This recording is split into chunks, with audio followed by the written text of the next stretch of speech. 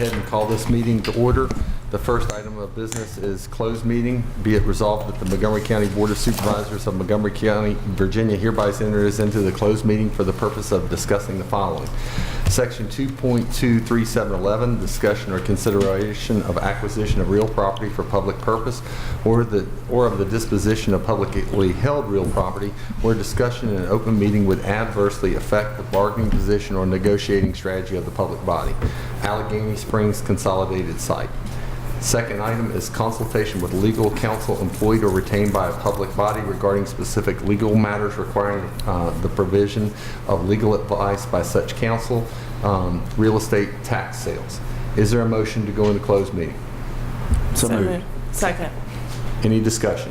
Madam Clerk, would you please call the roll? Mr. King? Aye. Mr. Fidzikowski? Aye. Mr. Motts? Aye. Ms. Biggs? Aye. Ms. Bennett? Aye. Mr. Shepherd? Aye. Chair Tuck? Aye. 7 ayes. We're in closed meeting. Is there a motion to come out of closed meeting? So moved. Second. Any discussion? Madam Clerk, would you please call the roll? Mr. Fidzikowski? Aye. Mr. Motts? Aye. Ms. Biggs? Aye. Ms. Bennett? Aye. Mr. Shepherd? Aye. Mr. King? Aye. Chair Tuck? Aye. 7 ayes. Certification of closed meeting. Whereas the Board of Supervisors of Montgomery County has convened a closed meeting on this date pursuant to affirmative recorded vote and in accordance with the provisions of the Virginia Freedom of Information Act. And whereas Section 2.23711 of the Code of Virginia requires a certification by the Board that such closed meeting was conducted in conformity with Virginia law. Now, therefore, be it resolved that the Board of Supervisors of Montgomery County hereby certifies to the best of each member's knowledge only public business matters lawfully exempted from open meeting requirements by Virginia law were discussed in the closed meeting to which this certification resolution applies, and only such public business matters as were identified in the motion conveying the closed meeting were heard, discussed, or considered by the Board. And what that means in layman's terms is that's our word that we're not discussing anything that we're not supposed to be in closed session. That being said, is there a motion? So moved. Second. Any discussion? Madam Clerk, would you please call the roll?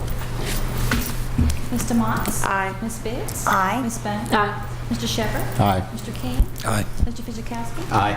Chair Tuck? Aye. 7 ayes. The next item on our agenda is a moment of silence. I'll be asking you all to rise, and then I would ask the County Administrator to lead us in the pledge.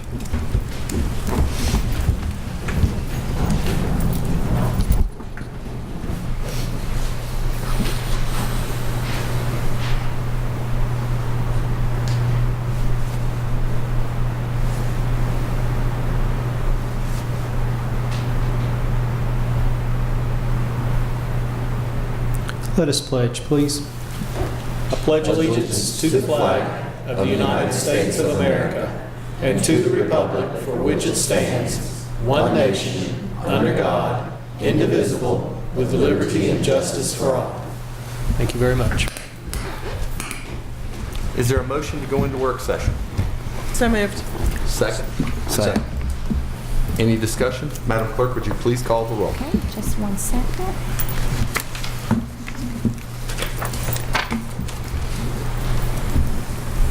Sorry, I jumped up too quick.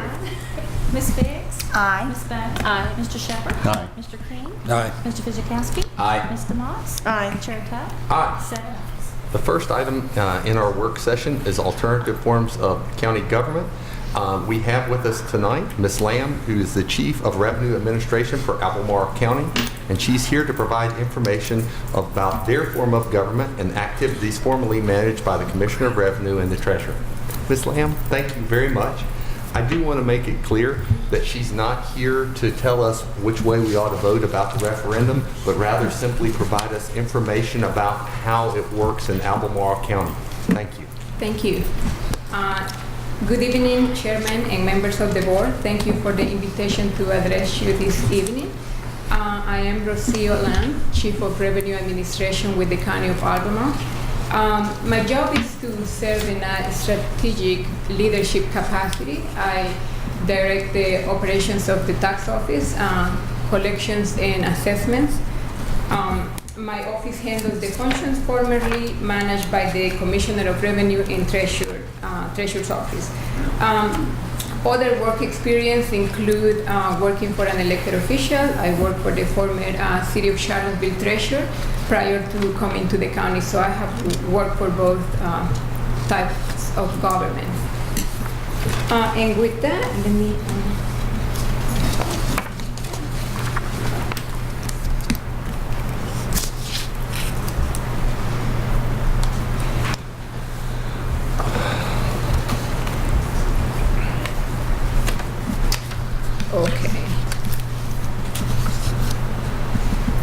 Okay, so my presentation tonight will consist of an overview of the Finance Department, the role that the Revenue Administration Division has within the Finance Department, how our various duties are segregated within the division, the educational opportunities in which we participate, and I will end my presentation with highlighting some aspects that you may want to consider as you make the decision that you're trying to make. I had something here to say, but he saved me the I guess from saying that, because I was gonna say that I wanted to express that I wasn't here to, I only here to provide you with information, so that hopefully you will find useful and that you and your constituents can use to make an informed decision. I wanted to express that the current form of government that we have at the county works for us and works for our citizens. We are proud of our accomplishments there. And also I wanted to say that we at the county, I want to acknowledge that I respect and appreciate the work of the Commissioners of Revenue and Treasurers in Virginia.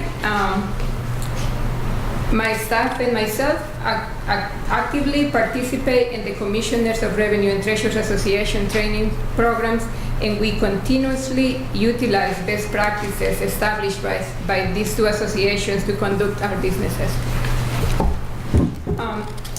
So let's see. So I went over this already. Let's see. So the next slide is the Finance Department org chart. As you can see, we are one of the 7 divisions within the Finance Department.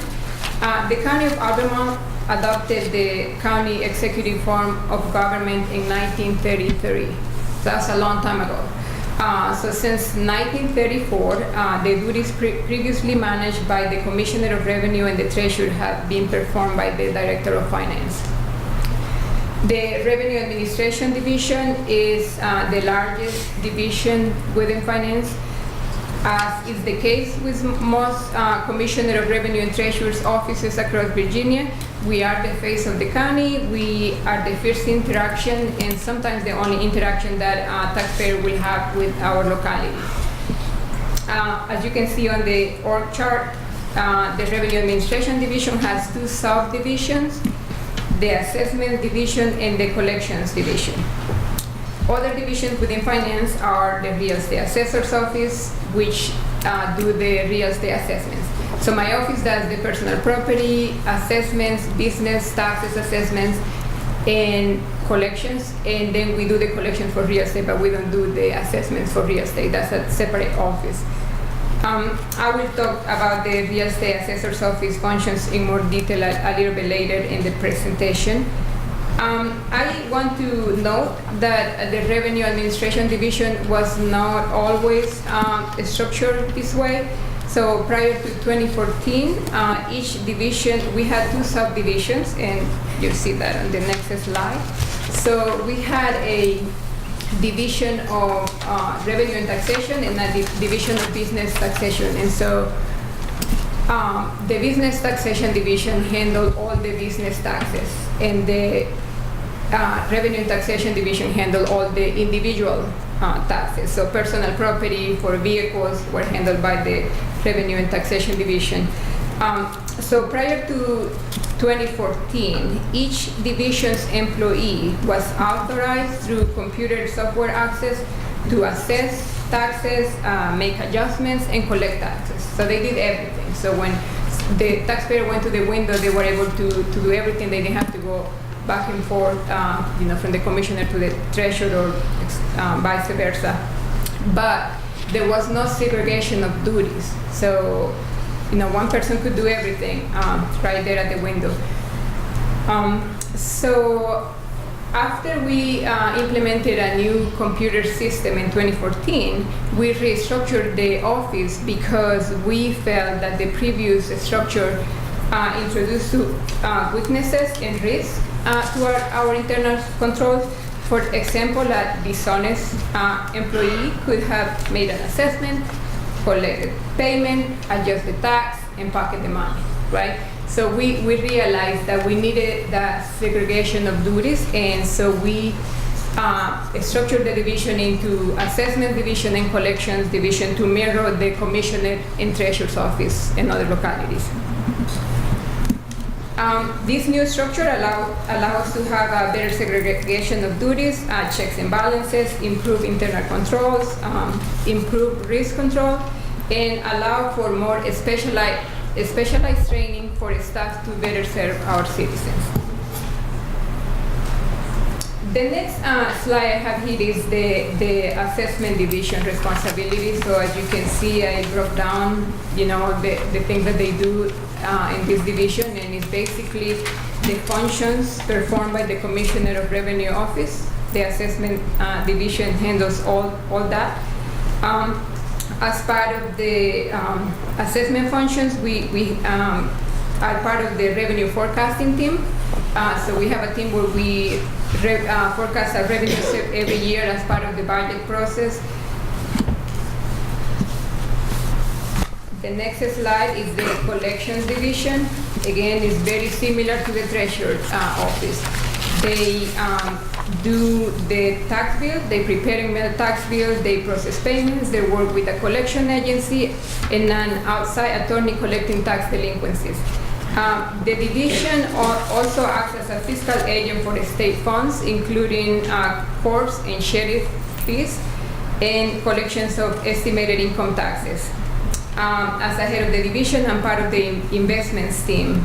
The investments team meets monthly and quarterly to review investment schools' performance, talk about interest rates and trends, and to make decisions on adjustments that may be necessary to the invested county funds.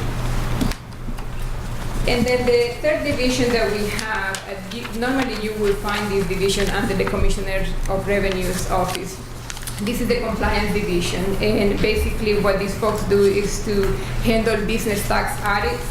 They do inspections, they take businesses to court for unfiled trust taxes, and they work on tax evasion cases when necessary.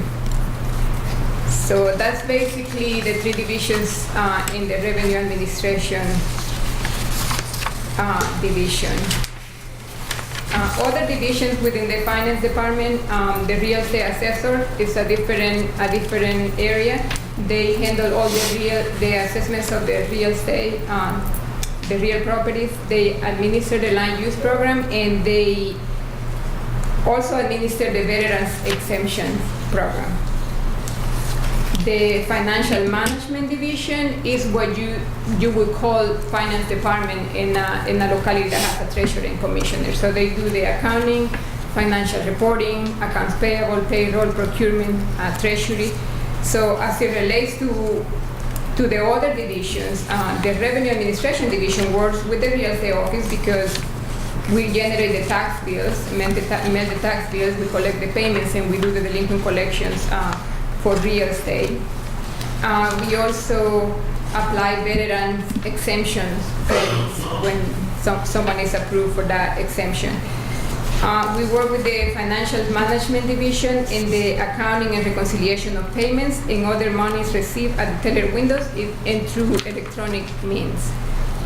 As I mentioned previously, we work with the county economists and revenue projections as part of the annual budget process, and we also have dealings with the Economic Development Office regarding tax profiles and communicating tax legislation that may affect new or existing businesses. The next slide is the training programs that we participate in. Most of our employees are dually enrolled in both the Commissioners of Revenue and the Treasurers Association's certification programs. We also participate in the Virginia Government Finance Officers Association certificate program. Currently, 8 of our employees are certified by the Treasurers Association, and 4 employees are certified by the Commissioners of Revenue program.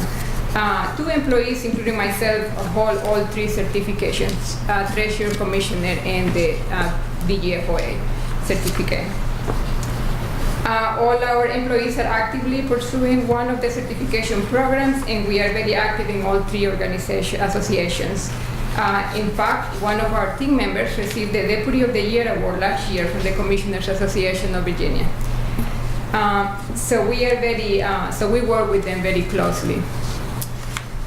Some of the next slide, some things to consider as you, and I just want to clarify that the following information is based on my own assessment from working in an elected office and working at the county. I would say that one of the benefits that we see from being under the same umbrella is that we have achieved better communication and collaboration between the offices. For example, we have the ability to move employees from one division to the other division during peak times to help with the telephones, with in-person coverage, and answering taxpayers' emails, etc. We can do this by modifying employees' access temporarily so that we can preserve the separation of duties. Also, the sharing of information and use the overall information flow process between the divisions seems to work well for us, being under the same office. Something that you guys may want to take into account is for a finance department that oversee the tax functions, is very important that the skills that the finance director has the skill needed to run that office, because our offices are very technical. So finding a director that has the background in tax administration and that understands the technicalities of the tax office could be challenging. Another thing that you want to take into account is that tax questions may be directed to you directly. Since there is not going to be an elected official there, you may see an increase on taxpayers reaching out to you for tax-related questions or complaints about the tax code in general. As you may know, the Commissioners of Revenue, Treasurers, and Finance Directors' offices are bound by Virginia code and specific locality adopted ordinances. So without an elected official, you may be approached by taxpayers about situations that you all cannot do anything about, because what would be an acceptable resolution for the taxpayer is outside the constraints of the law. So I thought that is probably important for you to know. Then knowledge preservation, I would say that can work in either office, either an elected official office or a finance department. There are ways to preserve knowledge or not. The last slide I have here is some of the things to consider is cross-training. It's also something that we have accomplished with less effort by being under the same office. The next thing is that the segregation of duties. If you decide to go with the finance director, or if you decide to change your form of government to a county executive form of government, it is important that you ensure that you have that segregation of duties and that not the same person is doing the same everything for the taxpayer. And then the next point is elected officials are lobbyists for tax laws that impact localities. So many commissioners of revenue and treasurers act as liaisons with state legislators for tax law changes affecting the locality. When there is not elected official, the locality may have to incur an additional cost to have the locality's own lobbyists. And in Richmond, to advocate for the locality's best interests and to keep the locality up to date with any changes in legislation or new mandates or laws. So we do have somebody in Richmond, so you know. And the last one is that no cost savings as it might be perceived. I'm not sure, but I think maybe there is a misconception that having the finance director perform the functions of the commission administration may decrease costs. I don't believe that to be the case.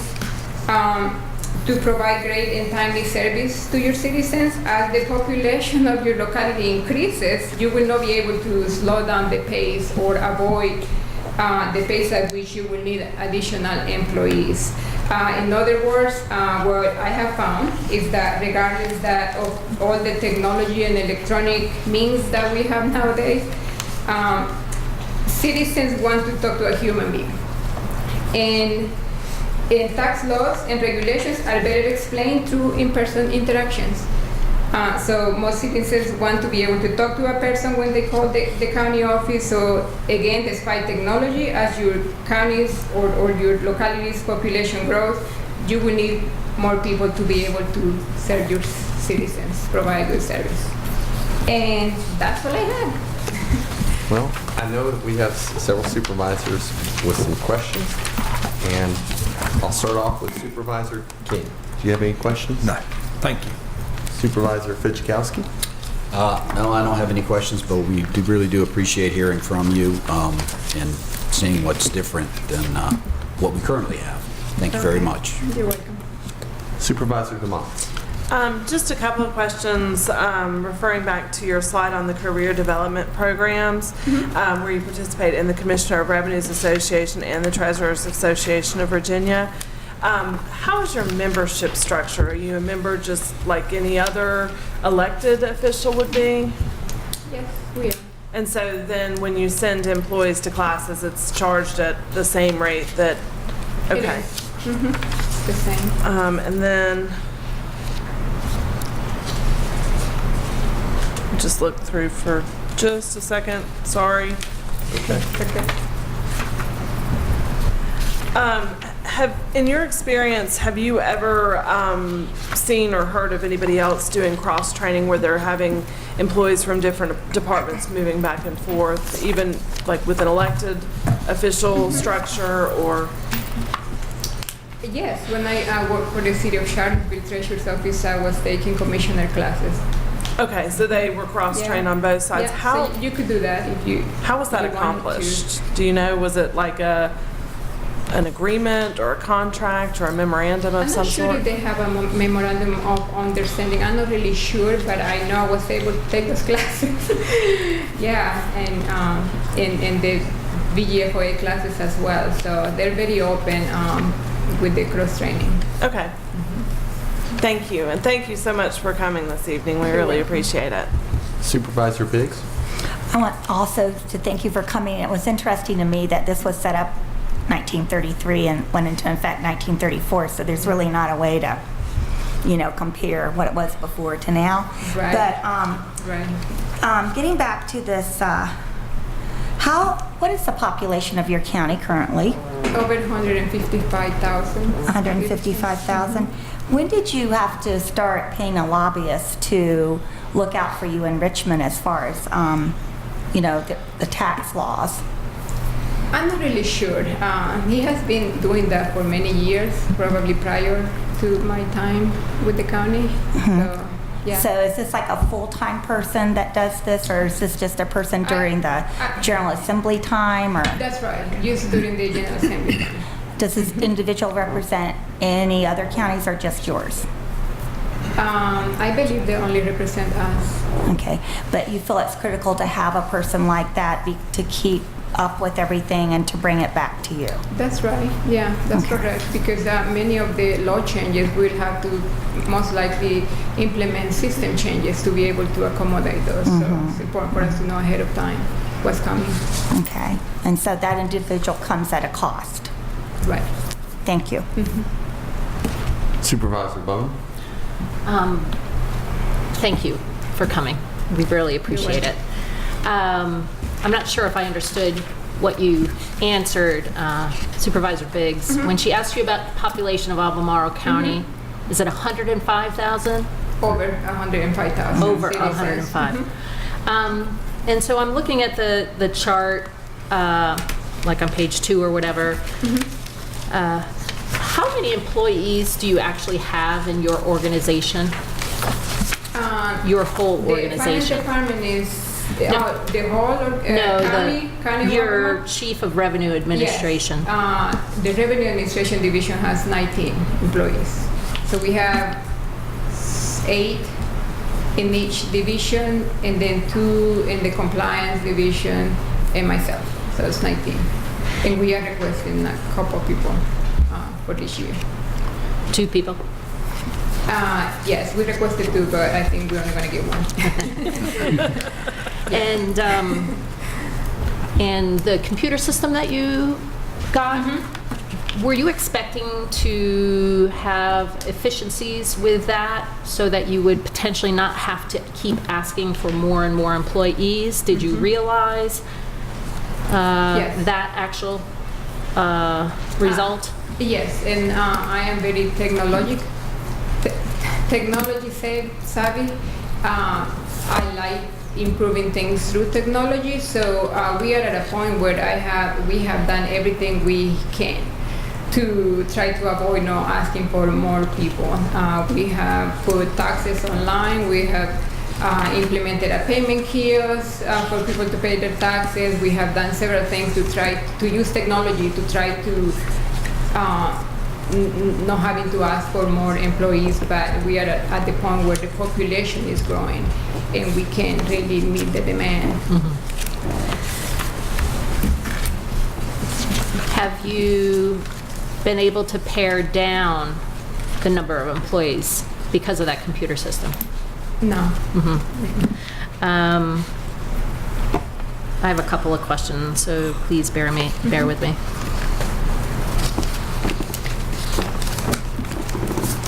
How long have you been the chief of the revenue administration? Since late 2013. What do you mean by improve risk control? Risk control? Yeah, you use that when you're talking about segregation. Well, to avoid fraud.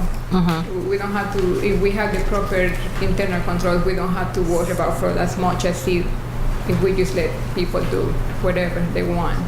That's what I meant. So it's less risk for the managers, less monitoring, because you have your system access that belong to each division. So it's something less, one thing less to think about. So prior to 2014, when you got your new computer system, you didn't have the ability to close access from one role to the other, or how did that change? It changed because, well, we had already in mind to change the structure, because the way it used to be, it was not only computer. We took the computer implementations, system implementation as a starting point to make that restructuration, but we wanted to do it prior to that. Because, again, the same person who was doing the assessment, they were collecting the taxes, and the prior system didn't have. There were some reports that you could run to kind of look at what people were doing, but it wasn't as sophisticated as the system that we have now. So it was difficult to really. You really had to spend a lot of time trying to figure out what somebody did and try to figure out if somebody was doing something that they were not supposed to do. This system is very easy to pull reports and see where transactions are coming from, and see if there is anything that doesn't look right. And what is the name of the system? It's PCI.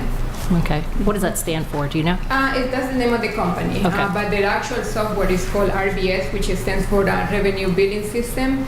They have 2 systems, the billing system and the cashiering system. That's the RCS. So we bought both programs when we implemented the tax system. Okay. Thank you. I still have a couple of questions here. So you said that you do monthly and quarterly investment committee meetings, or whatever you called it.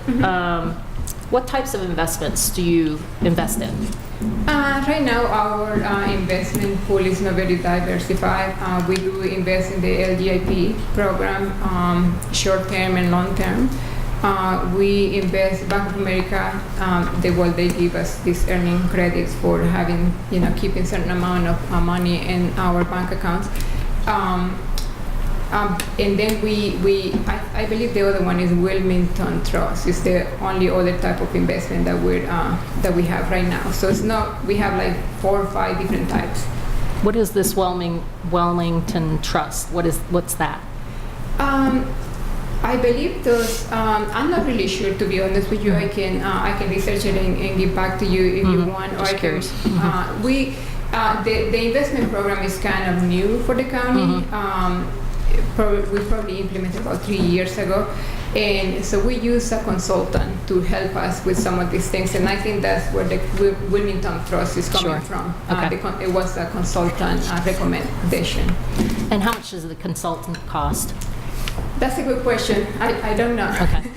Uh-huh. I have no idea how much we pay him. And them. by using the consultant, have you increased your revenue generation significantly? Yes. From what to what? Do you have a sense of what that is?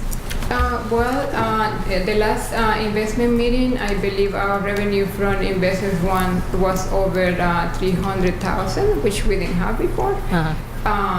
We're implementing other measures to be able to see what we can invest.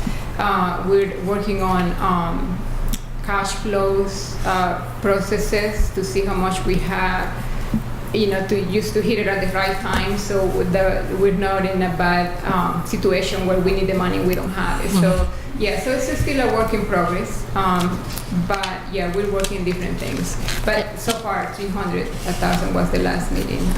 And about how much cash do you have invested or on hand in general, on average? Wish I remember. I just saw those papers the other day. We have different pools, but I think it was, if I'm not mistaken, it was about 40, I like to say 40 million, but I can, something like that if I remember. And changing the subject, you mentioned using an outside attorney for your delinquent collections. Do you pay the outside attorney? We don't pay them. They collect their 20% from the taxpayer. So they charge 20% for every account that is collected. And who do you use? Their name of the company is TACS. They are in Richmond, and we have been working with them since 2012, since the year I started. They are great. Our collection rate for real estate is 97.5, something like that. In personal property, I believe it's 95%. So we have very high collection rate. Very high collection rate. Hold on.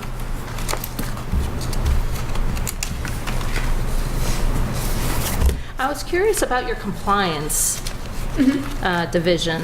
Okay. Is that under you? Okay, and where would that have been before? Commissioner, they were part of the business taxation division. Yes, Okay. so they are normally under the commissioners of revenue, but they report directly to me.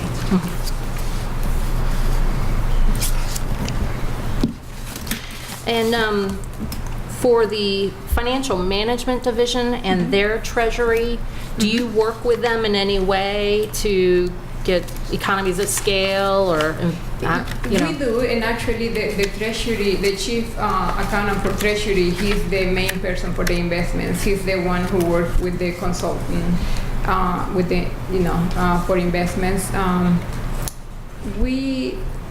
Other than for account reconciliation, cash flows, and things like that, and we assist them with the financial reporting sometimes when necessary. But other than that, we're kind of separate.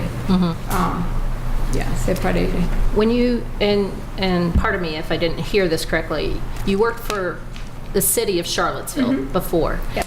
And they had our form of government. Right. And did you work with the financial management department there, or? Not too much. Could Just you mainly have for that? reconciliation, I would say reconciliation of accounts, funds, and that was that was it. That was the relationship.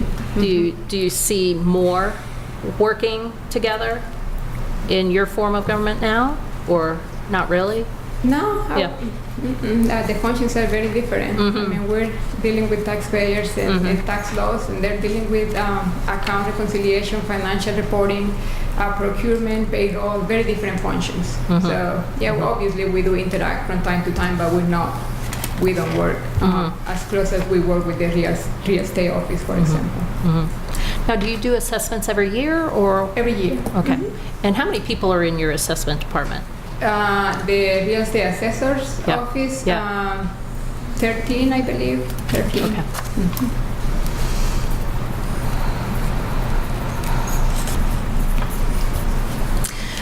Tell me a little bit more about, it sounded like it's difficult to find somebody to have all the skills. So elaborate, please.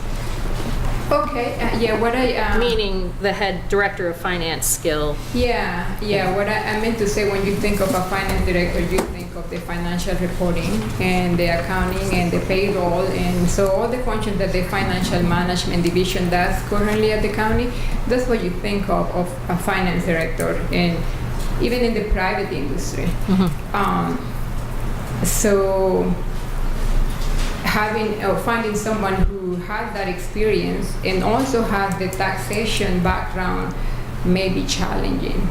We were very lucky to have Ms. Betty Burrell, the finance director. She retired last year because she was a former treasurer, and then she was a finance director, so she had both. But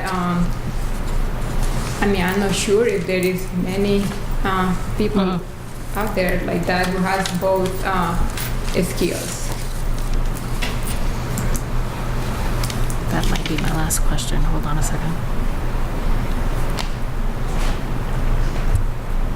Do you do taxes for citizens in your department? No, we don't do state income taxes. We Does don't. anybody in the Albemarle County? No, Finance? there is a non-profit organization that we advertise. If someone comes to the county for that, we just refer them to that.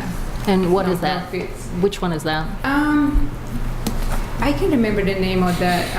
It's a gentleman with a couple of people, and I they see. always offer their services, so we advertise that to the citizens. Thank you. Yeah. That's all I have. Thank you very much. You're welcome. Supervisor Shepherd.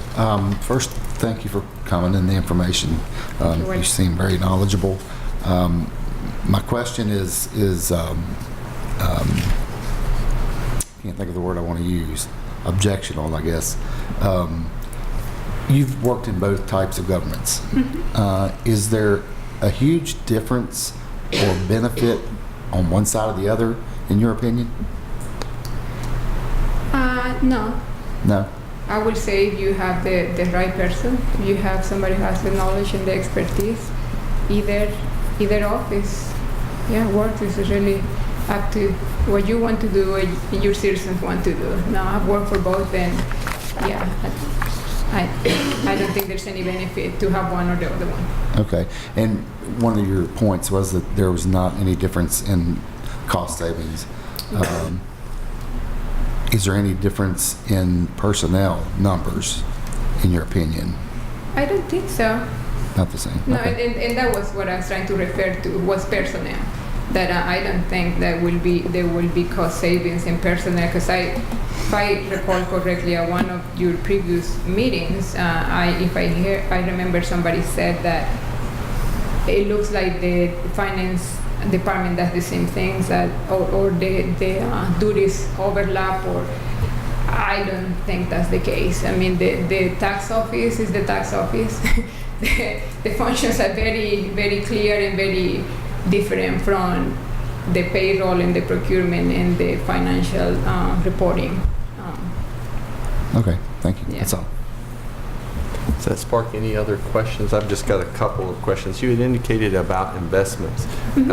As far as, and is that something directly under your office, or is that through another part? It's a team. It's a team of 4 people. You indicated that you were using several different banks, and one of those was Bank of America? No, we're only using one bank, but we have investments in different pools. Okay, all right, thank you. Do you put your banking out to bid? Yes, we did. About 4 years ago. Okay, is that something you do every 4 years, sign a contract, something along those lines? Well, prior to Bank of America, we had Wells Fargo for many years. So Bank of America was like the first time after many years that we did that we Made that switched change. banks. But I'm hearing that we may do it again this coming year because as a good internal control practice, we want to do it every 5 years. Okay. And you indicated there were a total of 19 employees in your office, and that covers both the treasurer and commissioner of revenue. And you had mentioned that when you were in the city of Charlottesville, you cross-trained. Did you actually work in both offices, or did you just go to classes? I just went to classes. Okay. I just went to commissioners' classes when I worked in the treasurer's office. And I guess in your experience in the Charlottesville, did the commissioner of revenue and treasurer have good communication skills between the two of them? They did. Okay. Yeah, excellent communications. I interacted with the commissioner of revenue a lot. I was in the treasurer's office, and they had a great relationship. Very good. Thank you very much. Okay. Did that spark any other additional questions? Just one. Did you say you had a county economist? Or We did I? do.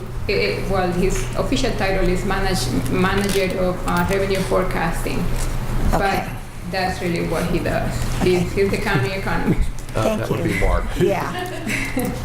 We have a budget director, but he Yeah. forecasts quite a bit. He does our so- forecasting for us. Oh, okay. Marcia, thank you so much. Okay, Yes. you're welcome. On behalf of our entire board, we know you're driving back this evening. Be Yes. careful on Afton Mountain Yeah. and drive safely. Thank All you. right, thank Thank you. you. Thank you for being with us. The next item on our work session is the 2019 budget. And Mr. Chair, I believe the first item the board had asked after the budget presentation on March 5th if the schools would have an opportunity to, in essence, respond to the budget presentation and how the proposed budget would affect the schools. And I believe Dr. Meyer is going to speak to you about that. Evening, Mark. Good evening. Good evening.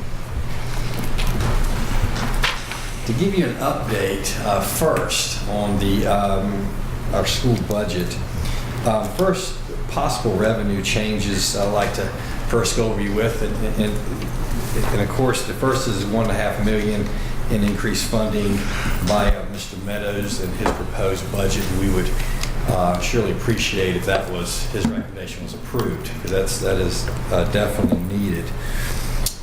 There has been some changes since the original proposal in terms of actual revenue, and that is based on the state's formula for ADM, the average daily membership of our students. Our original budget was based on 9,558 students, and what we're seeing is usually it comes in high at the beginning of the year in October, and then in April, by April it's dropped. We're not seeing that drop in terms of our estimates. But we do not know this number from the state until the week of April 16th, which obviously is the week that you all, I believe, are passing your budget. And so, just for complete transparency, we are estimating, we don't know for sure, but we're estimating that we could see the ADM come in at about 9,608, which is about 50 more students. And what that would mean, it would mean an additional $238,937 in revenue for us. Some other savings since the budget was presented. Bandwidth. Our technology department has negotiated bandwidth, from my understanding, to increase it greatly to save the original $84,000. So we've negotiated the past several weeks to get that completely taken out, where we do not need that additional $84,000 for the bandwidth specifically. And as you know, our health insurance, we get better numbers as we get closer to the end of the year. And we've seen that drop $96,000. Now, what this would mean in terms of, with the updated budget and available revenue and savings, well, for one, I got to remind you, this is all would be a recommendation to our school board. We haven't had a chance to meet. In fact, I'll be going over this with them tomorrow night. But what we could do, where we are now, is actually do the 1.5% raise for our employees, get our teachers back to the correct step, and no increase in the health insurance premiums for the employees, which are three things that are very important that we cannot use carryover money for. It has to be in the budget. Also, a portion of the technology equipment we could add back into the budget, about $34,000 worth. And then the capital repairs and replacement funds, which is important. It's our fix-it money, our maintenance money, which is about $204,000. That would be my recommendation to our school board. Some things that we could not be able to afford that's in our recommended budget are 2 school buses and a portion of the technology equipment. And that, of course, the 2 school buses, that would be $187,000 and $187,700, and then a portion of technology, which would be about $215,000. So what we would need to actually complete our budget, the full request would be an additional $403,000 and $163. So that's good. It's good news. Yes. Of course, I'll remind you too that something that that is not so good when our ADM is going up. ADM is going up. That means students are moving here and they're staying here, which means our class sizes are going up. So that's something that concerns us as well. But your teachers aren't, Well, right? do we want to go through and? I just wanted to know, like, the student population is going up, but the teacher population isn't. Correct. Okay, Mhm. got it. That's the problem. Right. Got it. Are you prepared to answer some questions? Sure. I'll Okay. try. I'll start If off not, with.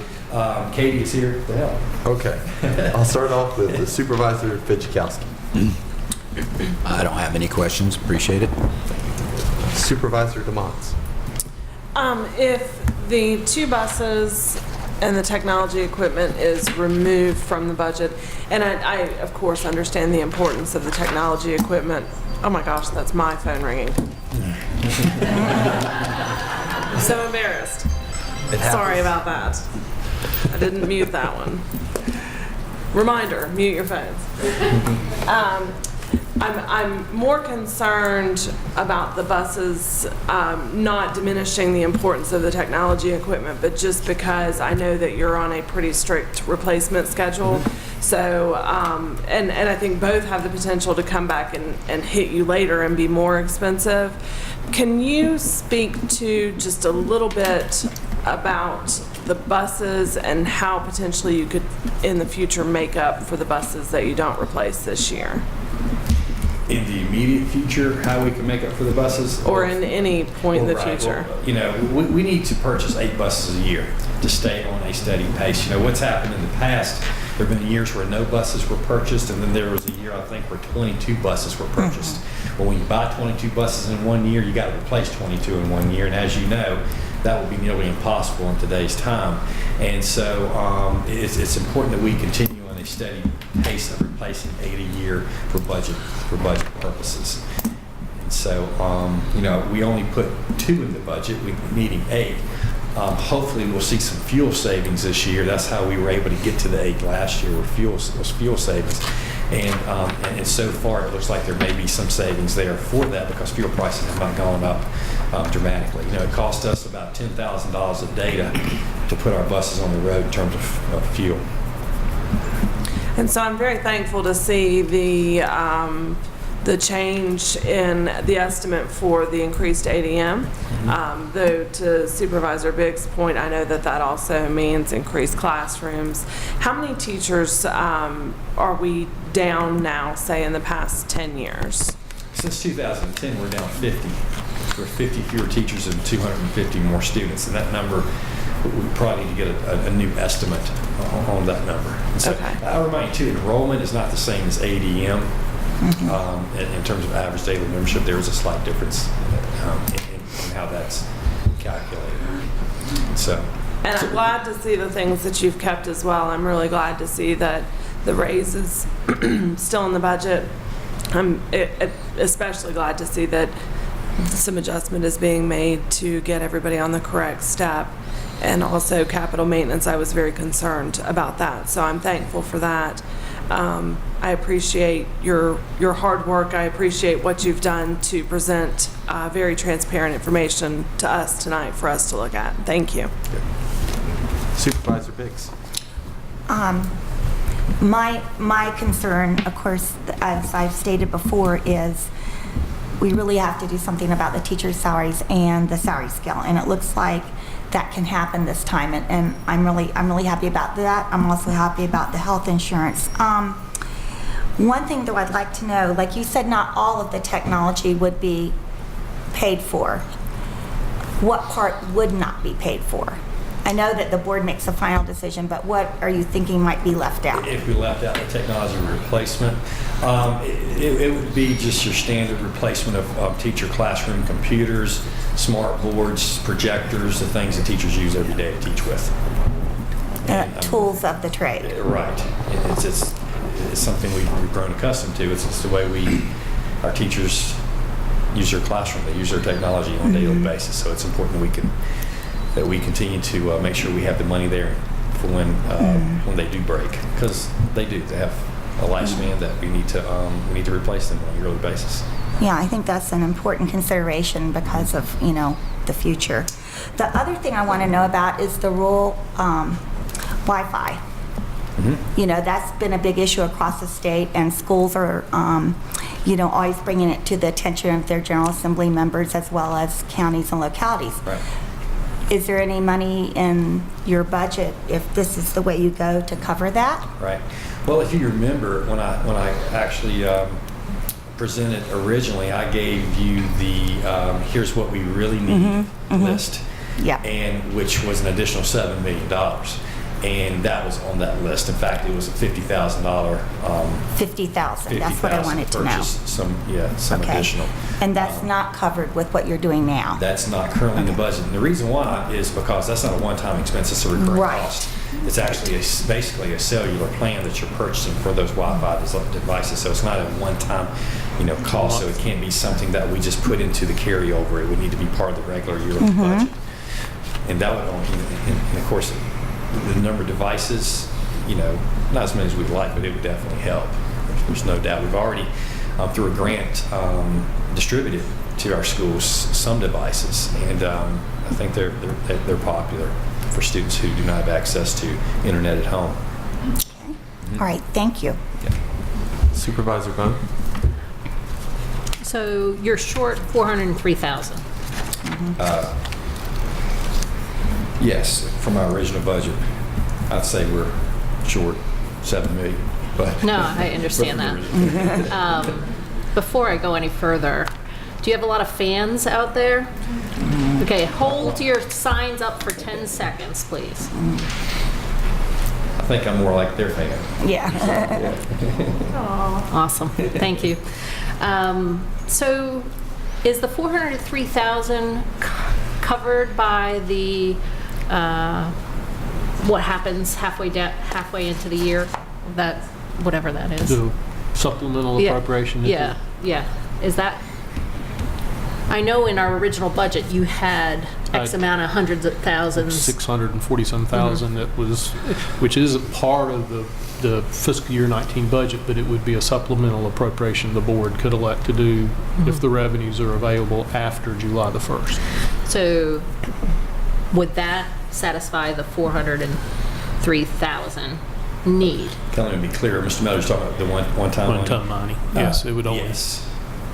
So actually you would probably we wouldn't give you $200,000 more, right? Because you said 600,000 and you're really short 400,000. Is that am I understanding this correctly? Well, in the budget proposal, I recommended $1.5 million that would go to the operating budget for the schools, which is ongoing money. And then what I suggested, should the board wish to do that, is usually August, September, when we know how the county ended the fiscal year. The board has, in several years past, done an appropriation of funds to fund one-time capital items. And what I had looked at in the proposed school budget was it looked like there was about $640,000 or so for capital equipment that the board could appropriate funds for. And again, the reason for doing that is it's one-time money, because if it's ongoing money, it has to be in the budget or you're Right. So your whole request of 2.3 would be satisfied? it was still short, but It's still short? well, it was No. 1.5 plus 640, it was about 2.1, so it was a little. What she's saying now is it would be with the new With the funds, supplemental appropriation. No, it would, it would be over $240,000. yes. Right, So- which we could still use for buses, for Yeah. roofs. You know, we have about $9 million worth of roofs that need to be replaced at some point in the next 10 years. So, I mean, it's something that there's plenty of capital needs in the division No, sure. that we'll be looking at too. So I apologize for not knowing the proper language to use, but I'm going to ask the capital improvement or capital part of your budget. Am I saying this correctly?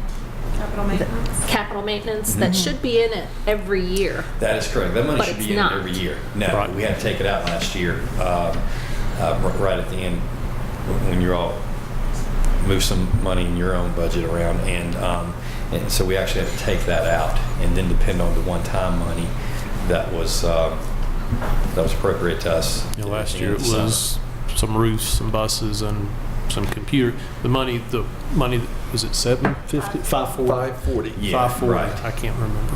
That's It was 540. That was, but the biggest issue there was the capital maintenance being in there, because that's something that we have to have every year, just as our fix-it mode, to fix broken pipes or leaky things roofs. breaking. Not full roofs, but Yeah, leaky roofs. exactly. Things just happen on a daily basis in schools. So besides last year, has it always been part of your budget, as far as you know? I think the capital maintenance has. I always thought y'all used your rollover money for years, and then that was at least the first few years I was here. Okay, I can go back and look at the Because history you of never that. had any. Yeah. They always have had some rollover money. No, but I mean like in their budget for the maintenance. It Oh, just never worked I- out right. At least the first few years I was here, they utilized their rollover money to fund their capital maintenance. Which went to some roof repairs. Roof repairs, those type of things. But that was, But not wasn't a that's lot. different. That was not, that was actual capital projects that needed to be taken care of, like roofs. That's true. Some big building maintenance types of projects. This 200 is actually the money we use to fix broken pipes and Is it preventative maintenance? that's preventative for the most part, correct? Keeping the heating and As air well. going. Keeping the heating and air going Yes. and those things, yeah. Yeah. So I'm curious as to why that isn't part of a budget versus having to ask for it to be by one-time monies, to be paid for by one-time Well, I monies. mean, realistically, last year we didn't have a choice.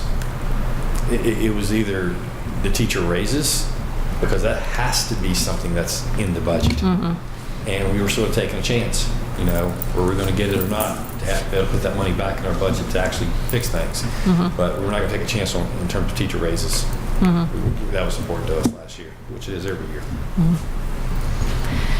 As far as teacher raises is concerned, I understand that the proposed budget now helps you meet what you had hoped to do with steps and the 1.5% raise. But that still keeps your teachers pretty much where they are compared to the other counties. Is that correct? Well, of course, it's Assuming dependent. that they're gonna. Right, and it's dependent on the raises of other counties this year as well. I mean, if other counties give more than 1.5% raise, then We'll fall behind. We'll still fall behind. And then it's dependent upon the county. It's dependent on the part of the scale. I showed you the actual information about Radford. We're behind Radford the first 10 years, 11 to 30. We're higher than Radford, and so so it's dependent upon that.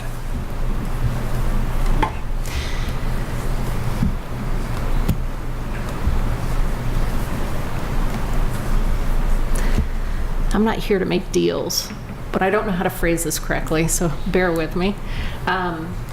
Is there a way that we can have the capital budget as always part of your budget? That the county always funds, so that it's not something that you can take out in order to do something else? We could go with that line item budget for the schools. That has not been something that this board has, in the past, the school was receptive by the school board or the previous boards, but that's something that we could do. We could break it into line items. I believe that is allowed. I'm looking at Marty. And I know that, I think Supervisor King looked into it at one point in time, and Supervisor King, I think, is a proponent of line item funding for the schools. Well, another approach would be that you could actually proactively plan with the counties and schools together and look at all the needs and how you're going to pay for them. I mean, the only reason we took it out last year was we didn't have money for race. Yeah. It wouldn't be an issue Otherwise. Otherwise, I mean, yeah, and so that's, I mean, year to year. I mean, if you get to a point where you line item and tell us we can't take it out, then it ties our hands as to what we can do in terms of our people. I mean, we're at a point we're going to have to start adding people, and we're and this year we're going to have to. We're looking closely already at our lapse and turnover from folks that are leaving, the folks that we're hiring, and looking at a possible difference there. But we need to add teachers somehow to Blacksburg Middle School and Christiansburg Middle School this year. Blacksburg Middle School's enrollment's going up about 60 to 70 students this coming year. What's happening is it's a small 8th grade class that are going to the high school. It's about 330 in 6th and 7th grade, 280 in 8th grade. Well, that 280 is going to the high school. We got another 330 coming, and that's a problem. So we're going to have we already have very large class sizes at Blacksburg Middle School. Christiansburg Middle School is close to being in the same situation. So we're going to have to figure out a way to how to add teachers after the budget. Because 50 extra students in general would be 2 additional teachers. Is that true? Well, of course, we're already behind. That's an issue. But of course, too, when we have a county of 19 schools, not all 50 enrolled in the same place, thank goodness, at one time. They do disperse throughout the county. However, the issue in Blacksburg is that's where our highest increase in enrollment is actually occurring, are in our Blacksburg schools. Where you might have smaller class sizes in Eastern Montgomery schools, like the high school. Hold on one second, though. I know that there's some other supervisors that haven't been able to ask questions, so if we could stick with Supervisor Bone's questions and before we move on. Your health insurance, are you actually saving $96,000? Like, the health insurance cost is going down $96,000? No. What did I? Originally, we had budgeted $500,000. Our newest estimate's $404,000 increase that we're planning on taking on. Okay. And we're hoping to get another number, maybe within mid-April. That will probably be our last number, and we're hoping that it goes down and not back up. But historically, it has continued to go down by that time. So, one last question. Either at one of the school board meetings or the last time you were here, a reference to the state budget was made that the House had an extra, let's say, $300,000 in that budget for our schools versus the Senate budget had $50,000 or whatever it was. So let's say that the House budget passes. That means you get another $300,000? Correct. And we let them keep that $300,000, or what do we have to say about that $300,000? Anything? That's up to the board and what you find passes a final budget for the allocation to the schools. That $300,000, if it did happen, will cover the teachers we need Sure. at Plattsburgh Middle School. I get it. I mean, there's no doubt about that. You know, of course, we're basing our budget on the governor's budget. The Senate budget right now is about in line. It's not much 16,000. more, yeah, than the actual governor's budget. But the House is much more. You know, I'm optimistic that we would receive the House budget, hopefully somewhere in between. May I make a comment that goes with her? Hold on a second. with There's her a house? lot of other No, but supervisors. with the budget thing. Well, there's a lot of All other right, no supervisors problem. who haven't had Save a it. chance to, the opportunity to speak, and I'd like to give everyone a chance to speak. That's fine. That's the end of my questions. Supervisor Shepherd. Just a couple. Speaking about needing teachers at the middle school level, is there a state requirement teacher to student ratio in this state, in the middle and high? It is. I don't know them off the top of my head, but there are requirements on class sizes. You don't know what those are? I'm not sure. I'm not sure if folks here that can answer that question. Do you know if there's any studies? 30? Oh, Dr. Randy Clark, you were 31. 31. Do you know what they are now? It's dependent on classes. I would say Plattsburgh Middle School. What do you think, Dr. Graham? Mid 20s? 26 or 27 now. So, Do you know if there's any studies or research that says whether higher student population per class has any bearing on graduation rates? absolutely, they are. Yep, higher class sizes decreases student performance. There is research on that. Absolutely, there is. Okay. Higher class sizes decrease student performance. I mean, it's pretty easy to understand. You know, when we were at a student at Blacksburg Middle, I mean, there's 27 kids in the class, and you got one teacher in that class, and there's less attention that when you give to those students as opposed to a class size of 18. I mean, there are definitely studies that show that class sizes make a huge difference. Okay. Yeah. That's all I have. Supervisor King. Just got one question. On your keep, 1.5% raise for employees. Yes, sir. And right below it says gets teachers to the correct step. Yes, sir. Is that two? Get 1.5% plus a step? Yeah. Here, the chart that I showed you during the presentation, it showed that 47% of our teachers are on the correct step, according to years' experience. And so, with that, which means if you're on the correct step, years equal your step equals years experience, you get the 1.5% raise. For teachers who have not been on the correct step because of pay freezes and that type of thing over the last several years, we would then place them on the correct step. Right now, in our current pay scale, is about 1.7% between each step. Okay.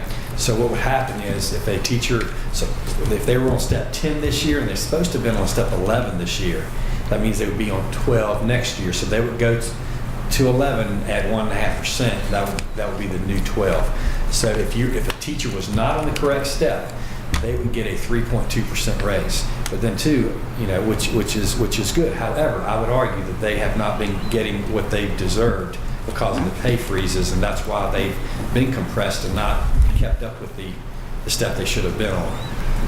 That's about half of our teachers. Half would, half were not. Half are not on the correct step, half are.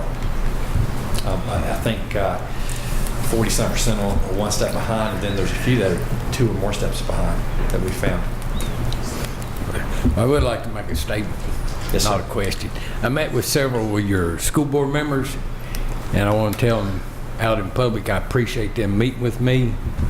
I think we had a good meeting, and I hope we can continue to do it. Yes, sir. And I've heard the same from them. They feel the exact same way, and they appreciate you had taken time to meet with them to get an understanding of what we do. I had the opportunity to speak with Guna, and she wishes she could have been here, but she is under the weather and was going to the doctor's office when I was talking with her this morning. I have just a few questions in regards, and I started with you, didn't I, Steve? Or did I skip you? No, you didn't skip me, but you just said Goonan was sick, and I just met with her about a week ago. I'm wondering, I'm just thinking a lot. I met with her before you did. Yeah, but dude, they have this thing called Tamiflu. You might want to try it. But that being said, in a couple of things, and I've also had the opportunity to speak with Senator Suderline, and he indicated, one, he wanted me to point out that the Senate's budget is not as kind to Montgomery County now, but he says it's better later on in the future. But he said that, in looking at things, he didn't think that we would do any worse and we could use the Senate's budget as a baseline. Now, that's only $16,000 more to schools.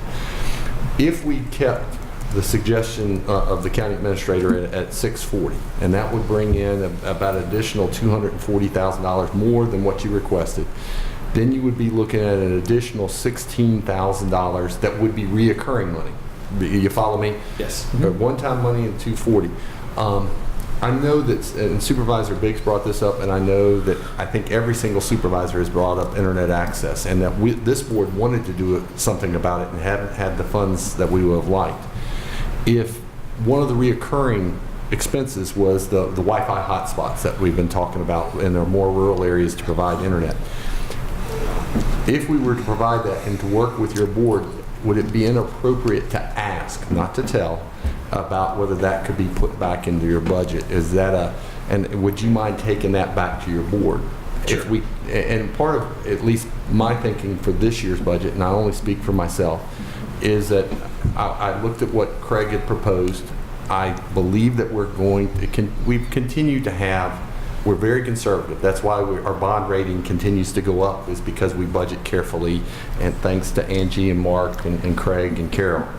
But I expect us to have that one-time money again. And I may be wrong, and there is some risk involved, but it's only, at this point in time, smaller amount this year. But if we stuck with that at $640, and then if you do a little bit better, there may be some of those ideal things that might be able to come off and actually come off the ideal side and go into the actual funding.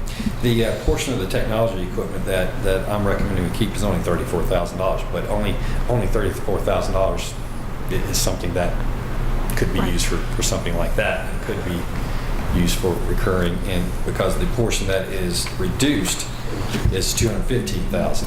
So basically, that would go up to about $245. Okay. Or $250 again. In terms of, it'll all be placed and reduced. But I can't speak for the school board. I mentioned to them tomorrow night. That's something that you're interested in, and us taking a look at. And personally, I can say for myself, I appreciate the thought that you're concerned about our students having access to the internet when they leave and go home. Would you be, and I know we're going through, and we're because of the snow day the last time, there's a speaker that couldn't come this evening, and we are going to have to vote on our tax rate next week to be able to advertised tax rate. Thank you. Next week to be able to get it in the papers when we need to be able to get the tax tickets out and all those things in a timely fashion. But we won't probably know about the state's budget until after April 11th. And I wouldn't be surprised if it's sometime in May or maybe as we creep towards June. Very possible, yes. So there will be more opportunities for our boards to interact and look to see what your boards might do with an extra $240,000 of one-time money, and then whatever the state would be providing you. Okay. Is that something that you think that your board would be willing to entertain? Sure. Thank you. Yes. Does that? I know, Supervisor Biggs, you had some additional comments or questions. Well, I did have a comment, and my comment would be that, and I feel very passionate about this, if we get more money from the state, I feel passionate that money needs to go to the schools, stay in the schools, and be used for schools, because we as supervisors all across the state and city councils go and lobby every year for more money for public education. We say it's the biggest part of our budget expenses. School board members go, teachers go.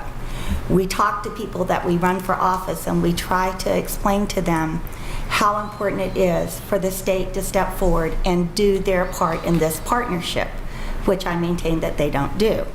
So if more money comes, I think then we say back to them, number one, thank you, and number two, look what we were able to do beyond what we thought we might be able to do. I think there's accountability factor there, and I feel strongly about it, and I'm hoping that we will get more money.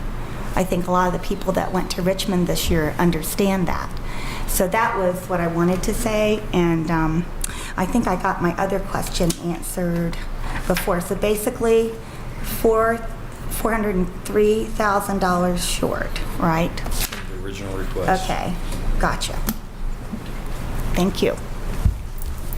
Just one Yes. very short comment.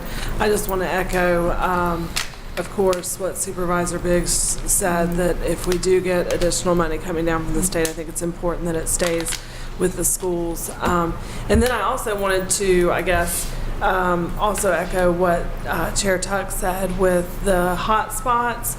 As a parent of 2 middle schoolers who bring home their Chromebooks every night, we do have great internet at home, and I view that as a playing field leveler for some of the students that don't have access to the internet in the way that my kids do. So I would like to also echo support for at least considering expansion of that program, because I know it's probably very beneficial to the kids. Okay, thank you. Any other, yes, Supervisor King. What are y'all spending on hotspots now? How much? We actually used a grant to do that. How much was the grant, Ms. Frogger? It was $4,000 for education. 4,000. We basically have 1 or 2 at every school right now, and High school. so the high schools. With me and Daryl's section, not to lower nobody else, but me and Daryl. Me and Steve's section, we could use that in our area because we got a lot of rural area. Yes. The only issue with a hotspot is if you don't have, some areas, we do not have cell service in the county. If you don't have cell service, it doesn't work. Doesn't matter. If you have cell service, the hotspot will actually work. It'd be great if you could share that information with us as you're finding out if you've got kids that are checking out hotspots. Yeah. Just as a point of knowledge to know where the cell networks are lagging If behind. they're working or not when Yeah. they get them home. Yeah. We continue to talk to the internet providers too about trying to expand opportunities. Had an opportunity last week at the Onward NRV luncheon to talk with citizens again, and they're very interested in looking at Montgomery County, and we need to continue to encourage that. That's another reason for it. In It's fa- important. In fact, I think all the districts except for yours, Supervisor DeVos, has Right. gaps Mine in- has great cell service. gaps in cell service. So. Any other questions? Dr. Meyer, thank you again very much for appreciate it. Yep.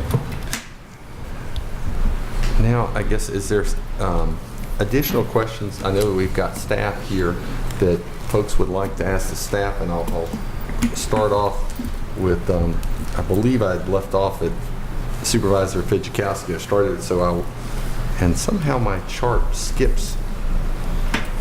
Does it skip me? It does skip you, Supervisor I'm DeMoss. hurt. So I'll start down here. Supervisor DeMoss, do you have any questions you would like to ask the staff in regards to budget while we've got them? I don't have any specific questions about it, and I know I emailed you guys, but I would also like to just say thank you so much for the amount of time that you've put in since presenting us with the budget.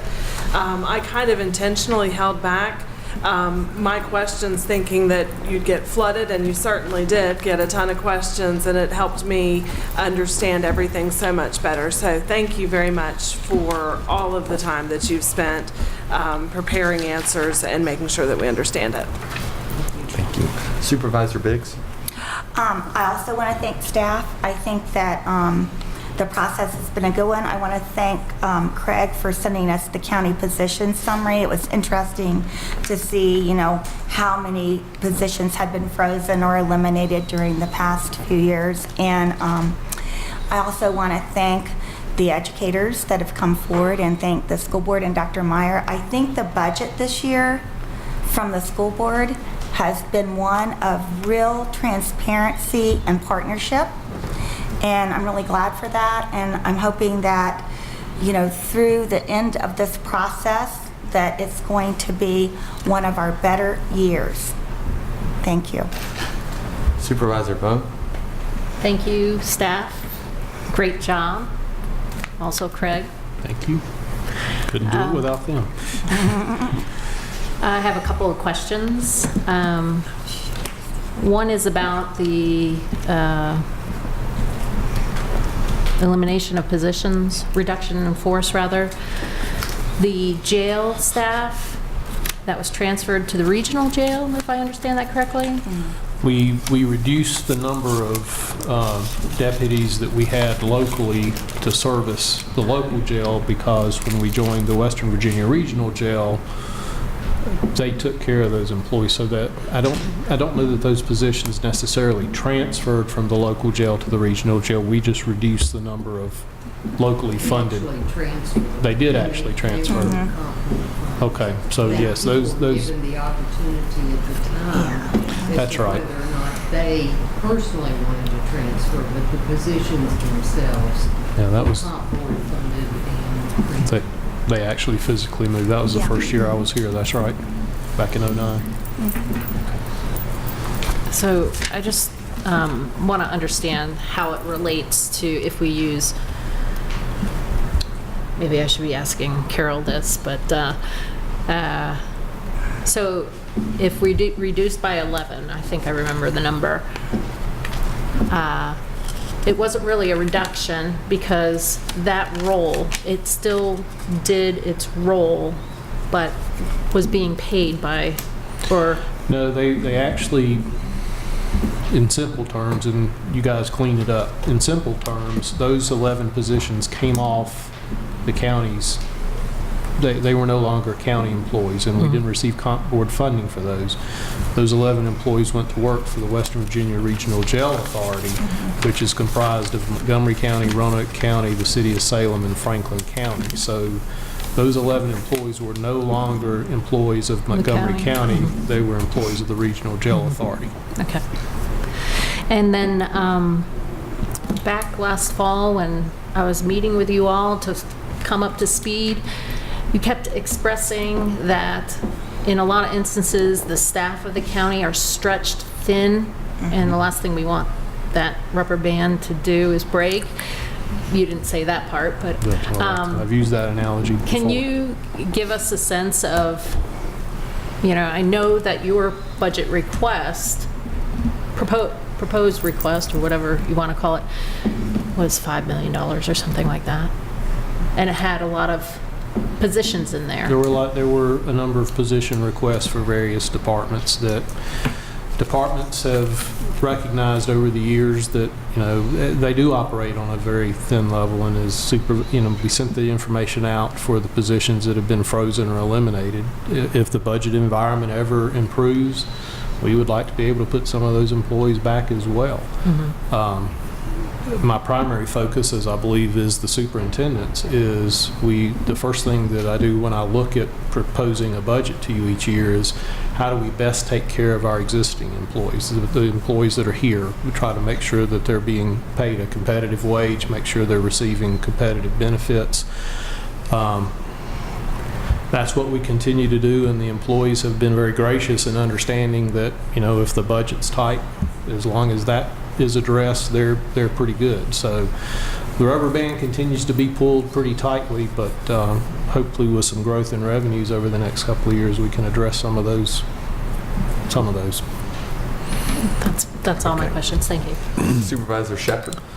I just want to say thank you to the staff for all your work. I know it's a big book. I'd hate to have to do it myself. I also want to say I appreciate the school system being as spendthrifty as they seem to have been to get where they are, the budget. And I also want to say to all the teachers that are here, my wife's a teacher, and I know how much time you put in. I know what time she goes to work and what time she gets home, and the night she stays up all night. So I do appreciate what you do. Supervisor King? I'd just like to say thank you to the staff, and especially thank you to your families, because I know you've been working long hours, and tell me to be over soon. And Craig, I appreciate you bringing up what you just did. We looking after the staff we have now. Thank you. We have real good staff here. I mean, Well, we really do. I've shared that with you before. That's my number one priority. Our staff is our greatest resource, and if we're not taking care of them, it really doesn't matter what else we're doing. We have to make sure that they're here to serve the citizens every day. I appreciate that. Thank you. Supervisor Fidzikowski. Yeah, I think for about the last year, we've heard about the compensation and classification inquiry, or whatever you call it. Study. And is that ever going to get finished? Sometimes, yes, it is. I mean, Carol, what has slowed us down at this point, we've received a lot of information back from the consultant. Some of the information we received back from the consultant, because some of the other local jurisdictions have already made adjustments, we're having to go back through and make sure we understand what some of the other communities have done. The other challenge, quite honestly, is we want to make absolutely sure that the position descriptions that they came back with match what we have. And the big challenge, honestly, talking about within staff, the staff that we have to do that right now is Clay and Carol and Angie. Carol and Angie have been a little bit busy, so it's bogged down a little bit, but the goal, and Jennifer and I have talked about getting something out to all the employees. The goal is to have something to you guys in April to look at so we can move forward. Okay, yeah, I was just curious about that. Maybe a good thing that it's not finished yet, seeing how we don't really have the money probably to fulfill that. But I just want to say I appreciate the staff, all their hard work too. I'm not a number cruncher like Sarah is, but I'm sure that you are very big on numbers, so thank you. And I want to clarify a thing. I think, from my understanding, there is money set aside But that's for implementation. right. Okay, so I just have a couple of questions to staff, and I think I know the answers. Y'all provided me saying that they're currently owed $1 million in real estate taxes and about $2.4 million in personal property taxes that are unpaid in Montgomery County. And I wanted to double check and make sure that that did not include interest or penalties. So that $1 million number is going to go up potentially because of penalties and interest along those lines. Am I thinking correctly? I think the numbers that we've quoted when that question's been asked are just the taxes that are owed. Penalties and interest we budget as a revenue item separate from the taxes. So I believe, and I'm looking to make sure the numbers we've quoted just reflect the tax amounts. Some mass discussion going on. What is final answer? Talking at one time, but I guess the bottom line of the answer is if you have a delinquent tax bill, okay, the amount of your delinquent bill is what you owe in taxes, and then there are penalties and interest applied on that at the time it's paid. Okay. So, and you weren't Mike, so I'm going to repeat what you just said. So the penalties and interest would be tacked onto that $1 million, and the interest obviously goes back to the time it's owed, and then there's a penalty. And what is it? And I look to y'all. The penalty amount, is it 10%? 10%. So that's $100,000, and then interest on. Okay. That's all the questions. Does that spark any others? Yes. Supervisor Bone? So I understand that maybe the sheriff may have submitted a proposal for safety in our schools. Is that true? I have not received anything in writing since the budget has been proposed that talks about positions in schools. So you didn't receive anything before or after? There was a discussion before that talked about some part-time allocation of funds, and then it's my understanding that proposal was removed, and a discussion about full-time SROs was brought up, but that came after the budget had been prepared for presentation. And so I have not seen anything, and I have advised folks that if that is something that this board wants to consider as part of the budget, it needs to be discussed with the sheriff, and it needs to be discussed as how you want to fund it, because there is no funding in this budget for that. And there was an initial, and the sheriff was going to speak to us, and then he asked for that to be withdrawn. And but he was going to address the board, but that proposal was pulled back at that point in time. And it had some figures in different amounts. But there is no proposals that have been received, at least by me or anybody else, other than that initial one. And I think when Craig presented the budget, I asked the question specifically, was there any money anywhere in the budget to address school security concerns if they came up because of what had happened in Florida? And remember, Craig said no, that that the budget was already done. And that was before specific that in my happened. budget message as well, that if the board wants to consider any plan regarding school security, that is going to have to be a discussion that's held and discussion of funding.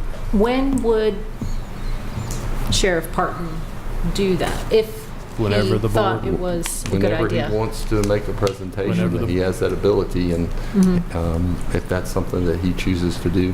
But we're in the middle of the budget process, and we need numbers, and we need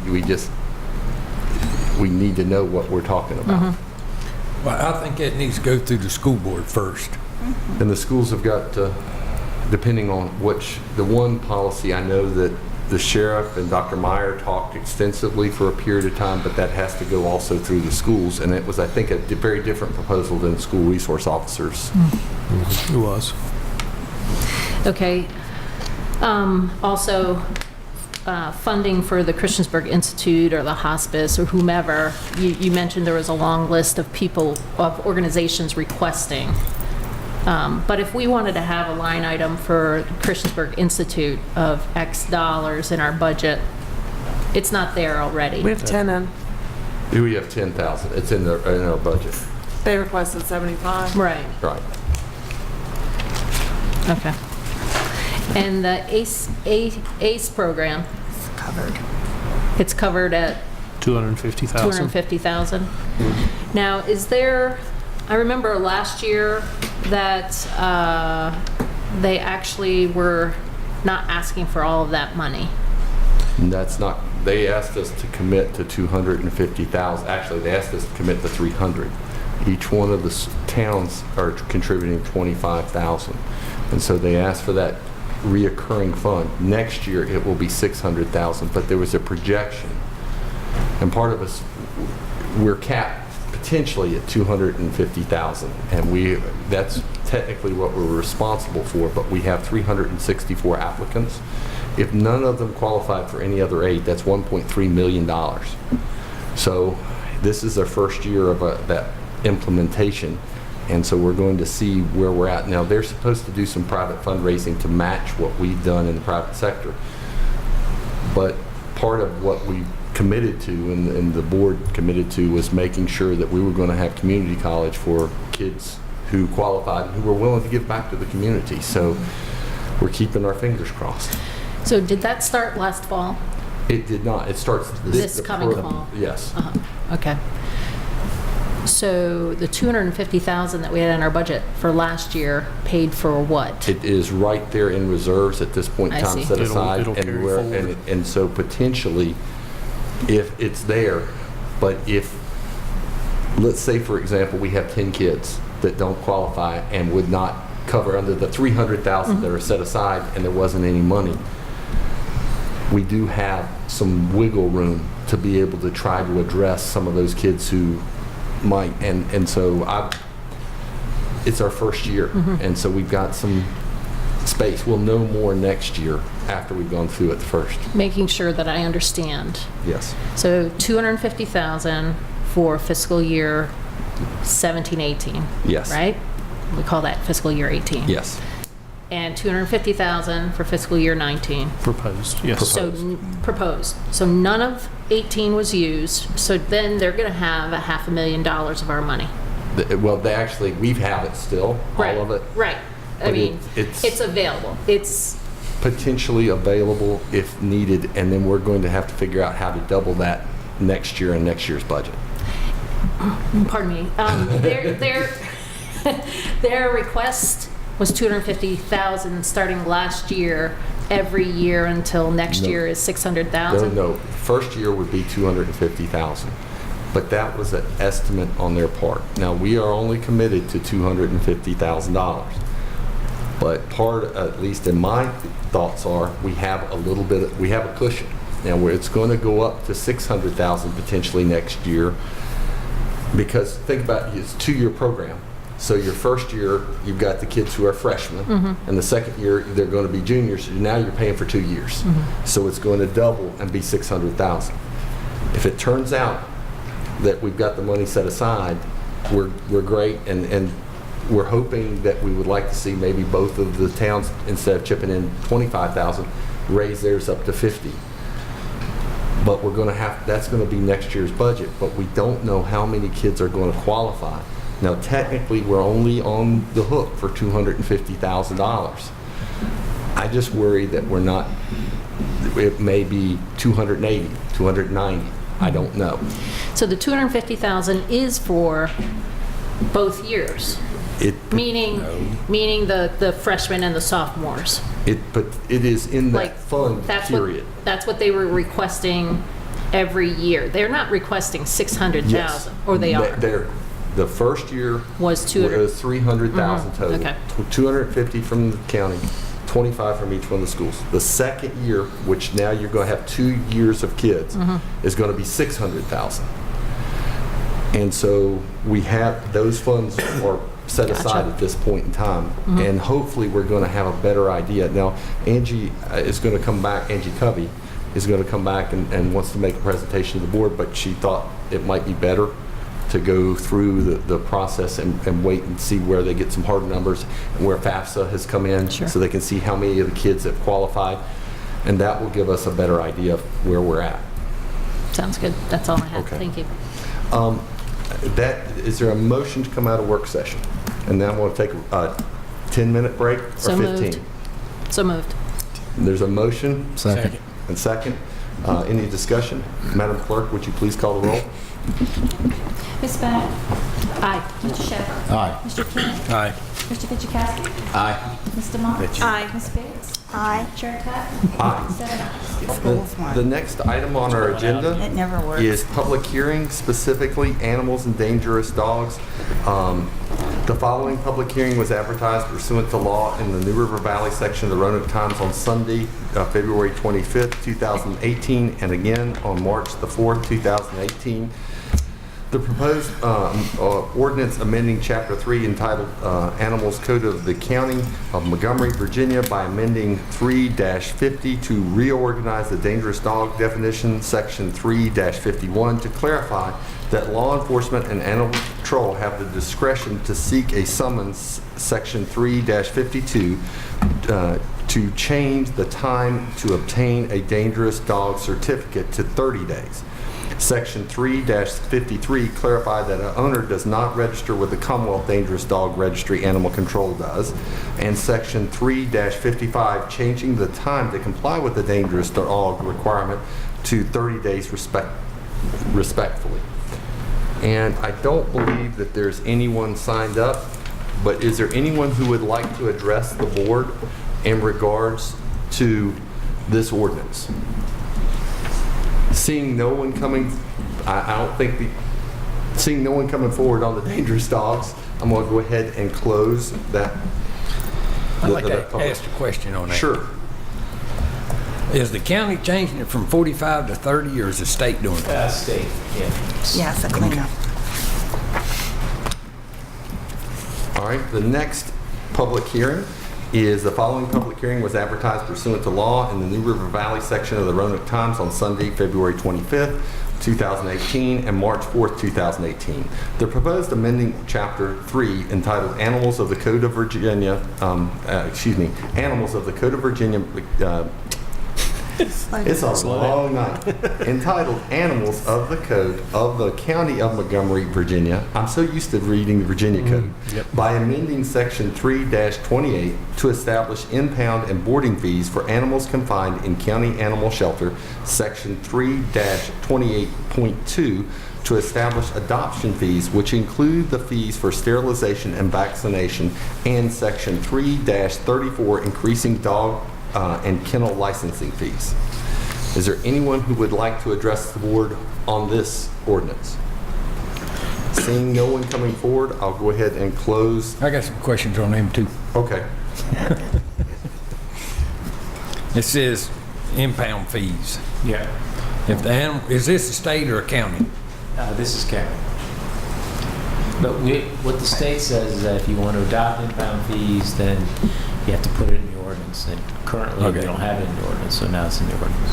It says if the animal is claimed on the same day, be no fees. If the animal is not claimed on the same day as confined, it'd be a first-time animal, $25. If I'm working, my dog gets out, and they close, it's gonna be the next day if I can get it. I don't think we should charge somebody $25. I mean, taxpayers are already keeping the animal shelter going anyway. I understand the second day, but not the first time. Could the code be interpreted to mean if the animal is claimed in the same 24 hours that the animal is confined? Because what if the animal was impounded at 4:30? Yeah, I don't know if you want to decide. I don't think it's 24 hours. I think it's the same day. So I think Yeah, same day. If it's an overnight holding, that's when the 20. If it's 4:30 and your dog gets taken, then you got a half hour to get him out. Yeah. The animal center is actually open until 6 o'clock. You got an hour and a half to get him out. Yeah, I don't like that. I mean, we could change that and put 2 days, or we could put an hour. 24 hours. We could put 24 hours. Yeah, but like me, I'm working 7 to 7. Right. Even if it's the first time, I mean, taxpayers are already paying to keep it open. Right. The first time, Yeah. really. But I understand the second time. Keep your animals up. Right. But the problem is, it was cheaper for them to leave the animal at the animal shelter than To feed put it. him than to have him put up at the kennel.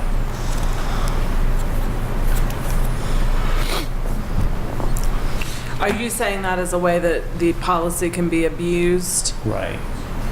If somebody likes their animals, they ain't gonna leave them open. It was really cheap. What was it previously? Like It was a $10 impound fee and $3 $3 every day.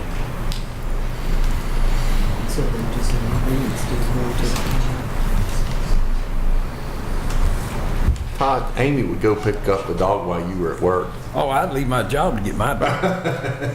But a lot of people can't do it. I'm just saying the first time, I think it's just a little bit too much. I don't have a problem with the 24 hours. I get what you're saying, because if it came in at 4:30, you would want to give them at least the whole next day. Have to take care of it. But I guess we're not voting on it. This is a public hearing, so we could have discretion. This is just to make changes. That's what I'm saying. Okay, I got another one too. Don't go too far. okay, Yes, I sat down and read all these. yes. Me and you both.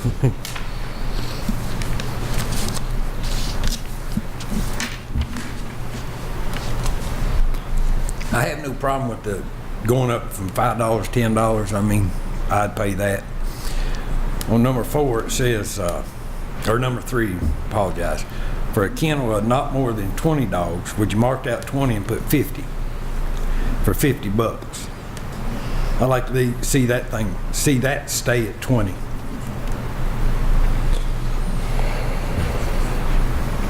I'm not finding For a person. kennel, Under number Under your 3. license Oh, tax. there we go. where it says that for a kennel of not more than 20, Marked out 20 and put 50. You'd Yeah. like to see it stay 20, but still allow it to go to $50? Okay. Oh, I see I thought you were talking about, okay. yeah. Smaller number to qualify for the $50 fee. I'll check on that and make sure we can do that. I think so, because there's some specific language in there that talks about enabling legislation, but I'll make sure that's okay. That's all. All right. And no other comments, so I'll go ahead and close. Can I make one quick one? Sure. I do want to point out, because it's come up once or twice about are the fees that are being proposed included in the upcoming budget? And the answer to that question is no. There are no additional fees included in the proposed budget related to this ordinance. And in talking with staff, the reason that we didn't include additional fees is we need at least a year of history to figure out how much it's going to be. I mean, I would hate to see us project a high number and not get there, or project a low number and then everybody asks how we missed it so badly. So what we've done is it's probably going to be in the low tens of thousands of dollars, assuming that everybody does what they're supposed to in the first year. But we would like a year of history to make sure we know that this is doing what we think it's going to do before we include it in the budget. And these funds will be used to help offset costs related to the animal care and adoption facility. I have just a very brief question, probably for Marty. At the very end, last page, number 2, no license tax shall be levied on any dog that is trained and serves as a guide dog for a blind person, that is trained and serves as a hearing dog for a deaf or hearing impaired person, or that is trained and serves as a service dog for a mobility impaired or otherwise disabled person. I'm thinking industry experience in the apartment industry and service animals, and the incredible amount of laws surrounding that. Right. How is that enforceable with the words otherwise disabled person? It's Is all it- defined. is it addressed in the code Yeah. section? And- Okay. And that's required that we have that we have those exemptions. Yeah, and I don't object to the Right. exemptions. Yeah, I'm but just I think it's otherwise defined in 51.540.1. okay. I think that's why it's in parentheses.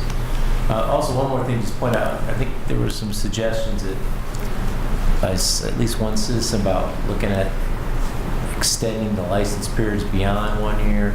We've talked about that. It'll take a little bit of planning.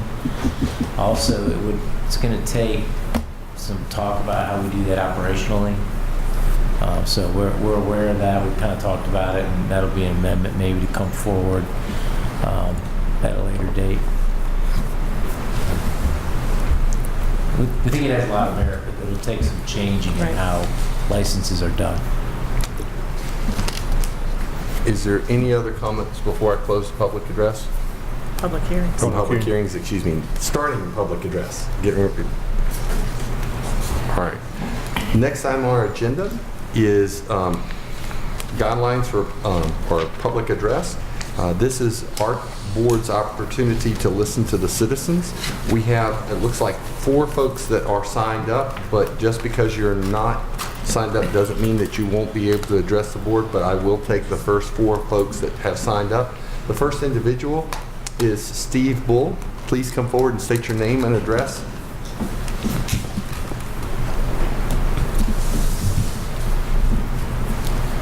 Good evening, my name is Steve Bull. I live at 2188 Childress Road in Christiansburg.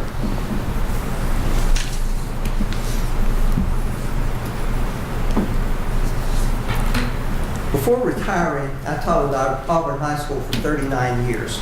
To make ends meet, I taught summer school, sponsored the junior class, coached forensics, debate, and the academic team. I served as department chair. If it paid a supplement, I did it.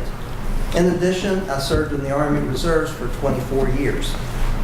I was able to pay college tuition for both my children through these extra efforts. Today, that would not be possible. Tuition at Virginia Tech has tripled since my son graduated in 2005. Teacher salaries have not. Not only is it difficult for teachers to help their children pursue higher education, but just maintaining a basic standard of living can also be a challenge. I know one teacher who has had to move from the townhome that she lived in for 13 years because when salaries are frozen, rents are not. Economics played a role in my decision to retire. I didn't receive a raise in 7 years. I taught for 39 years, but was being paid at step 32. Each year a salary is frozen, is actually a cut in pay because buying power is lost to inflation. Also, retirement's based on the 3 highest years, and I saw no higher salary in my future.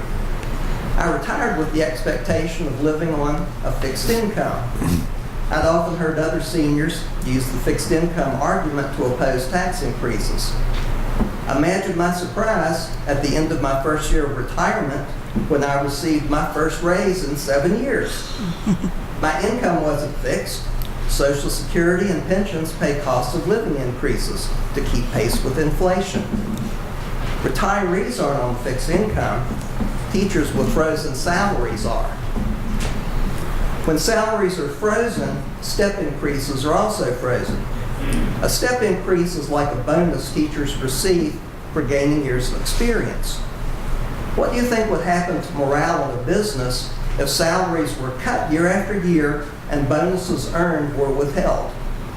Yet teachers continue to nurture and teach our children and graduate students as good as any in Virginia.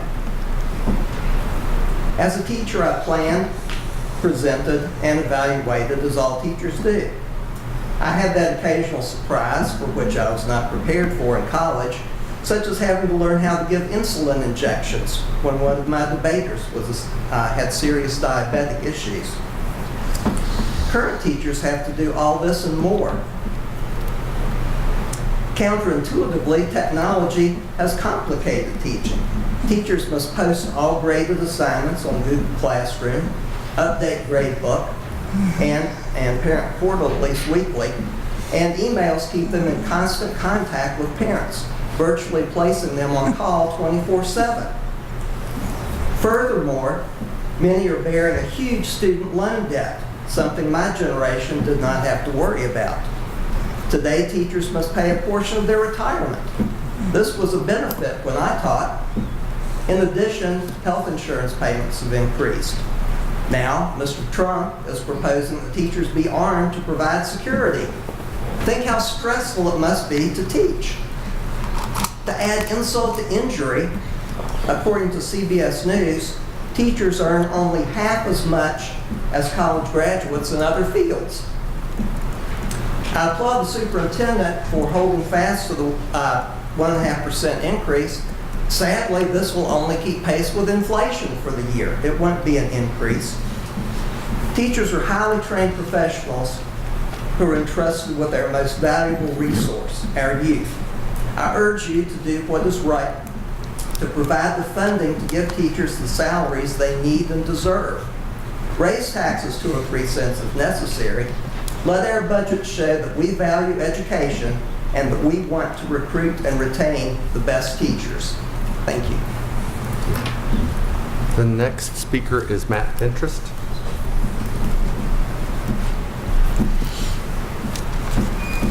Oh, there he is. Okay.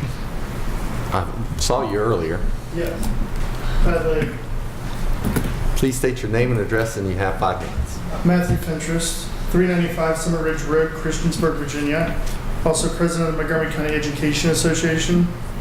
I'm speaking in support or proposal for a tax increase. It has been many years since the Montgomery County Board of Supervisors has even advertised a tax increase. Please consider advertising the tax increase so that the citizens of Montgomery County can at least have a conversation about the needs and priorities afforded to us. Montgomery County Board of Supervisors should consider the 2-cent tax increase. 1 cent could be used to fully fund Montgomery County Public Schools' proposed budget, kind of like filling the hole that we were looking at there for a long time. The 2nd cent could be split between our county sheriff's department, the police departments of the towns of Blacksburg and Christiansburg. This money could be used to hire more school resource officers to cover the school buildings that currently don't have any SROs, as well as improve the security of our county school buildings. We can continue to hold Richmond and Washington, D.C. responsible for failing to fully fund Virginia's schools, but if Montgomery County fails to act on behalf of their shortcomings, then the ultimate responsibility falls upon us. The median home income value in Montgomery County is $199,000. Therefore, a 2-cent tax increase would be about $40 a year per household. The investment in our community's children's safety and future dramatically outweighs the cost of a couple pizzas. I'm asking the Board of Supervisors to consider a tax increase because our community's children deserve the best Montgomery County has to offer. We cannot afford to wait for the next tragedy. We need to plan for the future now. Thank you all. The next speaker is it Chilcott? Glenn Chilcott? Chilcott. Thank you, sir. Please state your name and address, and you have 5 minutes. My name is Glenn Chilcott, and I live at 125 Wooden Shoe Court in Christiansburg. Chair Tuck and members of the board, I'm here tonight to ask that you advertise a 2-cent tax increase to fully fund the Montgomery County Public Schools budget. I have been very active in this particular budget season, and I am very grateful for the opportunities to engage with the board, the school board, and the Board of Supervisors. When I think back to the previous meetings with the Board of Supervisors, I have been very pleased to hear so many thoughtful questions. Personally, I share a lot of your curiosity. There are many things that I hear you ask Dr. Meyer or other people about our specific budget, and I'm right there with you. I have a lot of these same questions. But ultimately, when it comes to the budget, we teachers are at the mercy of the school board and the Board of Supervisors, and we have to beg. We do not decide how the budget is spent, but we are directly affected. Please listen to us and consider helping. Teachers and support staff do the work, day in and day out. We are asking for a small increase in pay to attract and retain high-quality teachers. We teachers understand the predicament we are in due to how Richmond is allocating funds, and we will continue to hold Richmond accountable.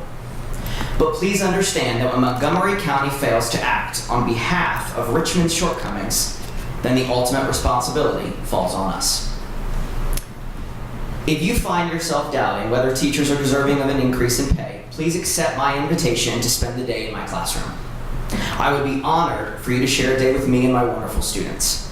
I know after one day you'll be in favor of a small increase in pay.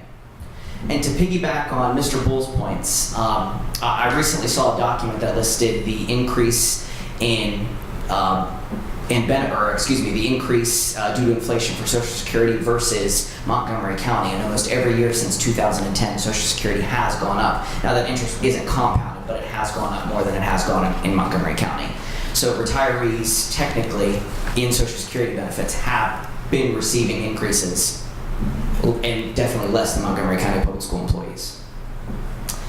Lastly, thank you for your time, and please consider advertising a 2% tax increase to help teachers and support staff. Thank you. The next speaker is Kelly Pleasant. Please state your name and address, and you have 5 minutes. Hi, good evening. My name is Kelly Pleasant. I live at 2737 Old Fort Road in Blacksburg. I've been a resident of Montgomery County for 27 years and an elementary school teacher for almost 20. I also urge you to fully fund the proposed school board budget for 2018-19. A 1.5% raise is not a windfall for us, but it is a step in the right direction. And I realize that your board does not allocate how funds are used, but the school board has no ability to raise the money necessary without your help. In addition, getting teachers back on their appropriate step on the scale is important for morale and for the recruitment of the highly qualified educators for our county's children. I am here again tonight to urge you to advertise a 2-cent increase in county real estate taxes for 2018-19. All the financial needs in this county are real, and all of them are important, and all of your employees need your help. Hold the budget hearing with the possibility of the additional $1.5 million.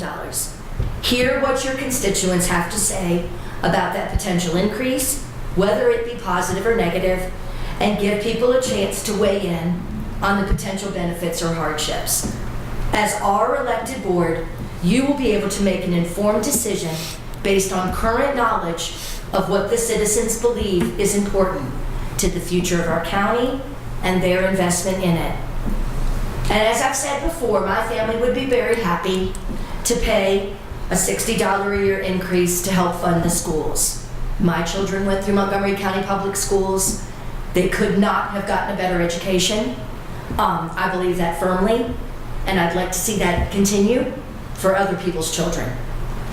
We are willing to pay more to ensure that Montgomery County employees are compensated fairly for the work that they do. As citizens, less than $100 a year feels pretty insignificant. As a community, we begin to explore the next steps to ensure the safety of our children in schools. So I'm asking you to open this conversation to the public this year. I believe that the majority of county citizens don't understand that once the board advertises this proposed tax rate, it cannot be increased. This opportunity for discussion, even discourse, is important for the health of a democracy. Thank you for the opportunity to address you again this evening and for your service to our community. Thank you. That is all the individuals who are signed up for public address. Is there anyone else who would like to address the board?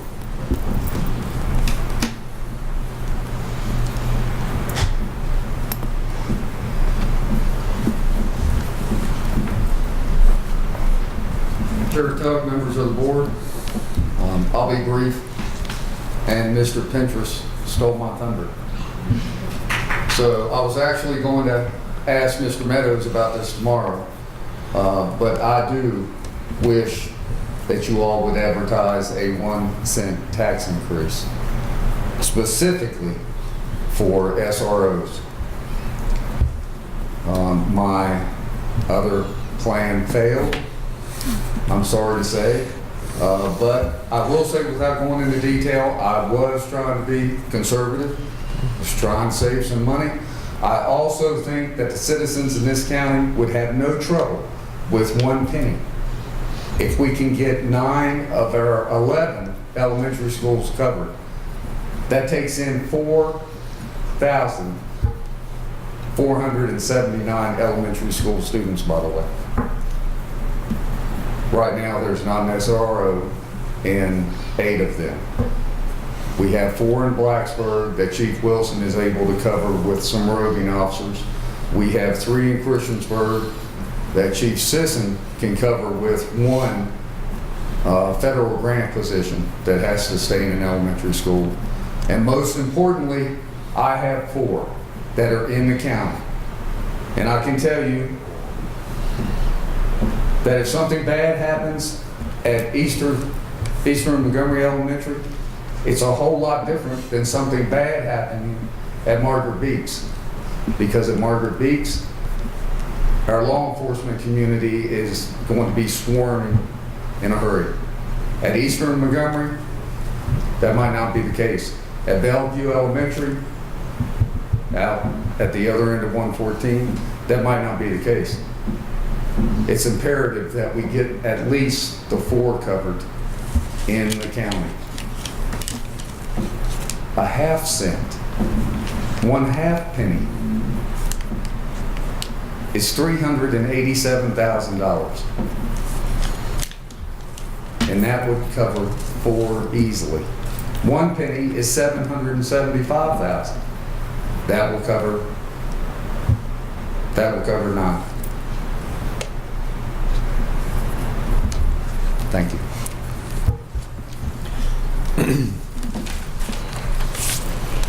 Is there anyone else who would like to address the board? Excuse me. That's okay. And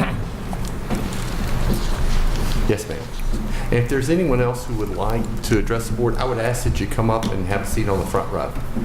Thank you, ma'am. You have 5 minutes. Good evening. Thank you. My name is Lisa Bales Acid. I live in Roanoke at 2756 Trooper Lane. Actually, it's called Elliston.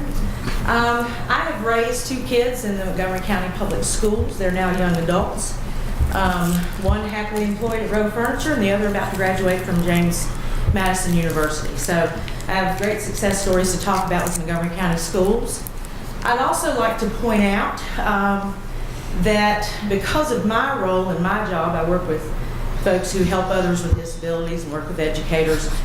I'm a Virginia Tech trained teacher myself, but I don't work in education. But as part of that role with my work, I attended a disabilities forum here back during the election to hear different candidates and people from the community discuss disability services in our community. And one of the things that really blew me away was how many families came to the podium to say, we live in Montgomery County because of the school system. We came to Montgomery County because we had a kid with special needs, and Montgomery County taught our nation how to do that. So, while I came in here tonight thinking, oh man, 1.5%, we gotta talk about that, that's not enough. I've listened and learned all evening and learned that, thank you, we're glad that the 1.5% is gonna be funded, we're hoping, and I understand more about the steps now, but frankly, as a citizen of this county, I would be proud of anything above 1.5%. I think a tax increase is something we need to talk about because educators, for all the reasons that others have shared, need to grow. They need to have security for their families. My daughter is leaving an inexpensive school bound for teaching with many, many thousands of debt before she ever set foot in the classroom because I'm still paying on my student debt because I was a mom when I graduated. So families are burdened with that. And then we're having teachers who are giving their life to build our kids up for their lives, struggle just to make ends meet. And I see them, ringing me up at Belk and waiting on me at a restaurant and all of those things that teachers do outside of the classroom just to make a living. So let's fund the 1.5%. Let's look at next year doubling that and continuing on a path like that in this county that is doing such good work and for our kids who deserve everything. Thank you very much. Thank you.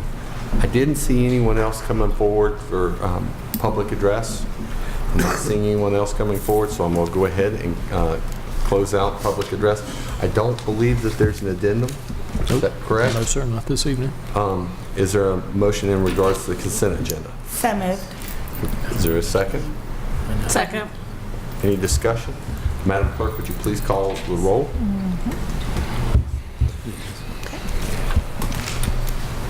Mr. Shepherd? Aye. Mr. King? Aye. Mr. Kudrowski? Aye. Mr. Mox? Aye. Ms. Biggs? Aye. Ms. Bennett? Aye. Chair Tuck? Aye. 7 ayes. The next item and on the agenda is removed from the table, and this is so we can discuss it. Go ahead. No, actually, if you go down one more, the item that was put on the table is no longer being proposed. I think. Okay. So it's changed, so we're going to leave that on the table if the board finds that appropriate, and then consider the next resolution. And I know that Lee Watson is here with the group. And Lee, would you, I guess, is there a motion in regards to item B on old business? You mean so he can come up and Yes. speak? Yes. Yeah, I'll make the There's motion. motion and there needs to be a second, otherwise. Yeah. Second. Okay. In discussion, Lee, would you please come forward?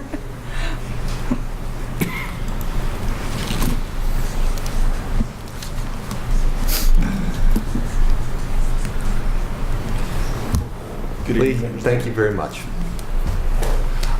I was just wondering if you would fill the board in because you were part of the radio committee. Is that correct? Yes, sir, that is correct. I'd like to begin by saying on behalf of all the volunteers in the Fire and Rescue Group, we can't do this without the support of Administrator Craig Meadows and his staff and the support of this board. And it is not lost on any of us how much easier you make our job of serving the public, and we appreciate that. Beginning in January of this year, the Fire and Rescue Commission appointed a radio working group, which has worked pretty much meeting at least weekly, often more than one time a week. The stimulus for that was obviously the request that was put before the board.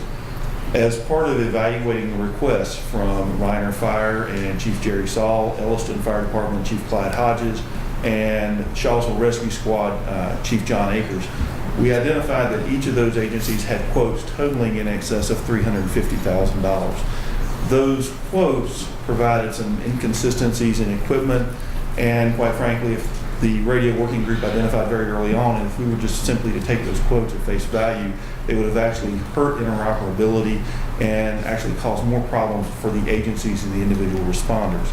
So over the course of the last 3 months, We met with the 3 chiefs of those agencies. We met with technical experts from the New River Valley 911 Authority, as well as the town of Christiansburg, individuals from other rescue squads, including Blacksburg.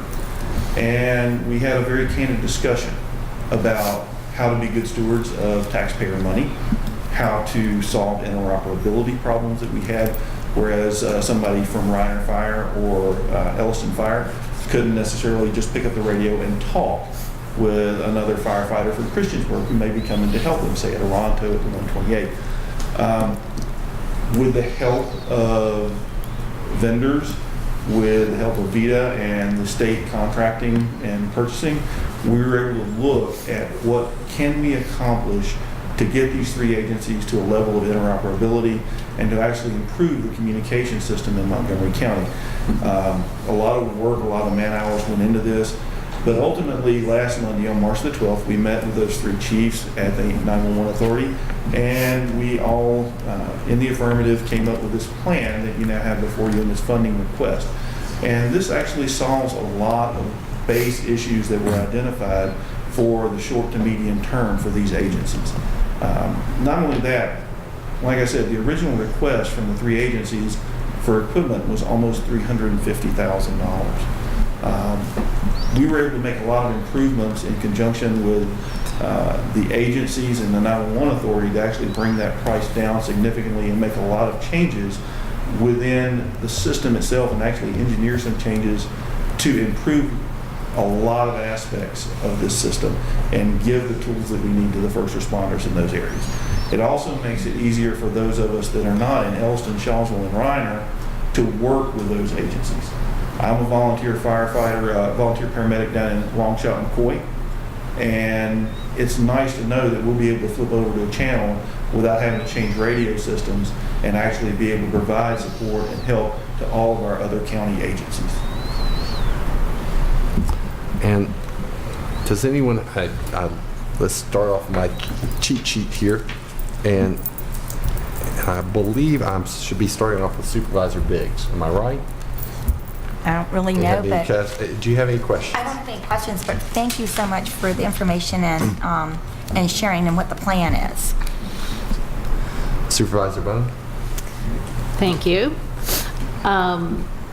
I understand it's fire and rescue, but how does it communicate with the sheriffs and the police departments also? Basically, the system that is outlined in front of you provides radios that have about 128 channels in them. They'll be able to monitor the law enforcement channels, but obviously those channels are restricted for transmit. But the system that is laid out will have a lot of transmit capability with our surrounding counties as well, thus improving interoperability with Roanoke County, Giles, Pulaski, even to the point of being able to talk with Roanoke and Salem. As a medical provider, it also improves my ability to coordinate with Lifeguard 10 through some dedicated channels for landing zones. It also improves my ability to talk to various hospitals that we may be transporting patients to, thereby improving patient care as well. I kind of think of April 16th as a perfect storm that, like, there was not a lot of great there was a lot of great work that was done, but we couldn't communicate in many instances. Now, I understand this system or this proposal, clearly the fire and rescue is going to be talking to each other. Now you're explaining even further how other counties will be involved and other organizations. But it doesn't get us to full communication among all the people that show up on a site. That is correct, ma'am. One of the things that came out of the radio working group was the fact that since the 2010 study that was done on communications in Montgomery County, is that there's a lot of work left to do. To that end, the 911 Authority has taken the lead. They've, through their Joint Advisory Committee, they formed an additional group to start looking at RFP and long-term planning to get us to that point. That's one of the reasons why it's so important that we obtain this funding request now. Simply put, the agencies that are involved, Reiner Fire, Elliston, and Shawsville, have significant issues that put their individual responders at risk right now. So we want to resolve that, and that's an important issue for all of us. This gets us a period of time while we can look at funding and we can look at options as a system and as a group to move the county forward in the long term. And like we were talking about the hotspots for the schools, there's a lot of dead zones in all of these areas except for Supervisor DeVos' area. I don't know about this technology, but does this go around bends and up hollers and stuff like that, or are we still going to have dead spots for this equipment? This solves or helps in those capacities in terms of specific tower sites and redundancy at those sites to a large extent. It does not resolve all the coverage issues that we have in Montgomery County. Again, because we're trying to be fiscally conservative and simply resolve the immediate issues, that's going to have to be part of the long-term engineered solution in identifying where those gaps in coverages are. Simply put, sitting around the table, a lot of the changes with the towers and the repeaters will improve a lot of capacity for those agencies, especially in the I-81 corridor. It will not resolve all of the issues at the end of the last mile, if you will, like they like to say in the information and technology. It doesn't resolve all the issues that we have down around the New River going kind of from Radford down. It is a significant Band-Aid to solve immediate problems. It is not the long-term solution that we need. Thank you very much. Supervisor Shepard. So is this, from what I'm understanding, is to add on to what was supposed to happen or was going to in Reiner? No? Yeah? Is this part of what you wanted to happen in Reiner? You don't know? Let me ask you this. There was some talk about frequencies and not being available yet. Is that still a problem? No, so this resolves those issues with the 911 authority, and it resolves the issues with frequency allocation in the UHF band. Essentially the radio working group started with the 3 quotations, one from Reiner, one from Shawsville, and one from Elliston. We started with that equipment list, and then, as I said before, one of the things that was identified by the technical side of the group was that simply adding that equipment in would have actually created more problems because we didn't resolve repeater and tower and antenna issues.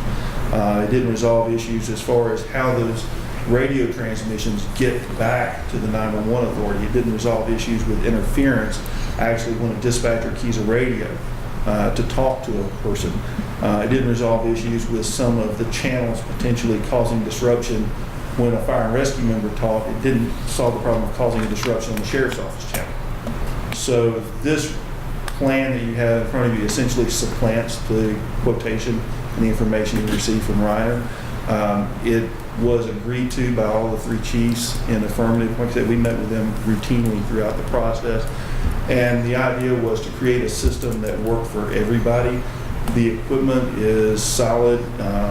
It works within the capacity and what we have at the 911 authority. It provides, like I said, a firefighter on the ground or in the fire truck or in the ambulance would have around 128 channels at their disposal. And is there a length of time that this will be before it'll be obsolete, I guess? Essentially what we're looking at, we specifically didn't look at equipment that was end of life.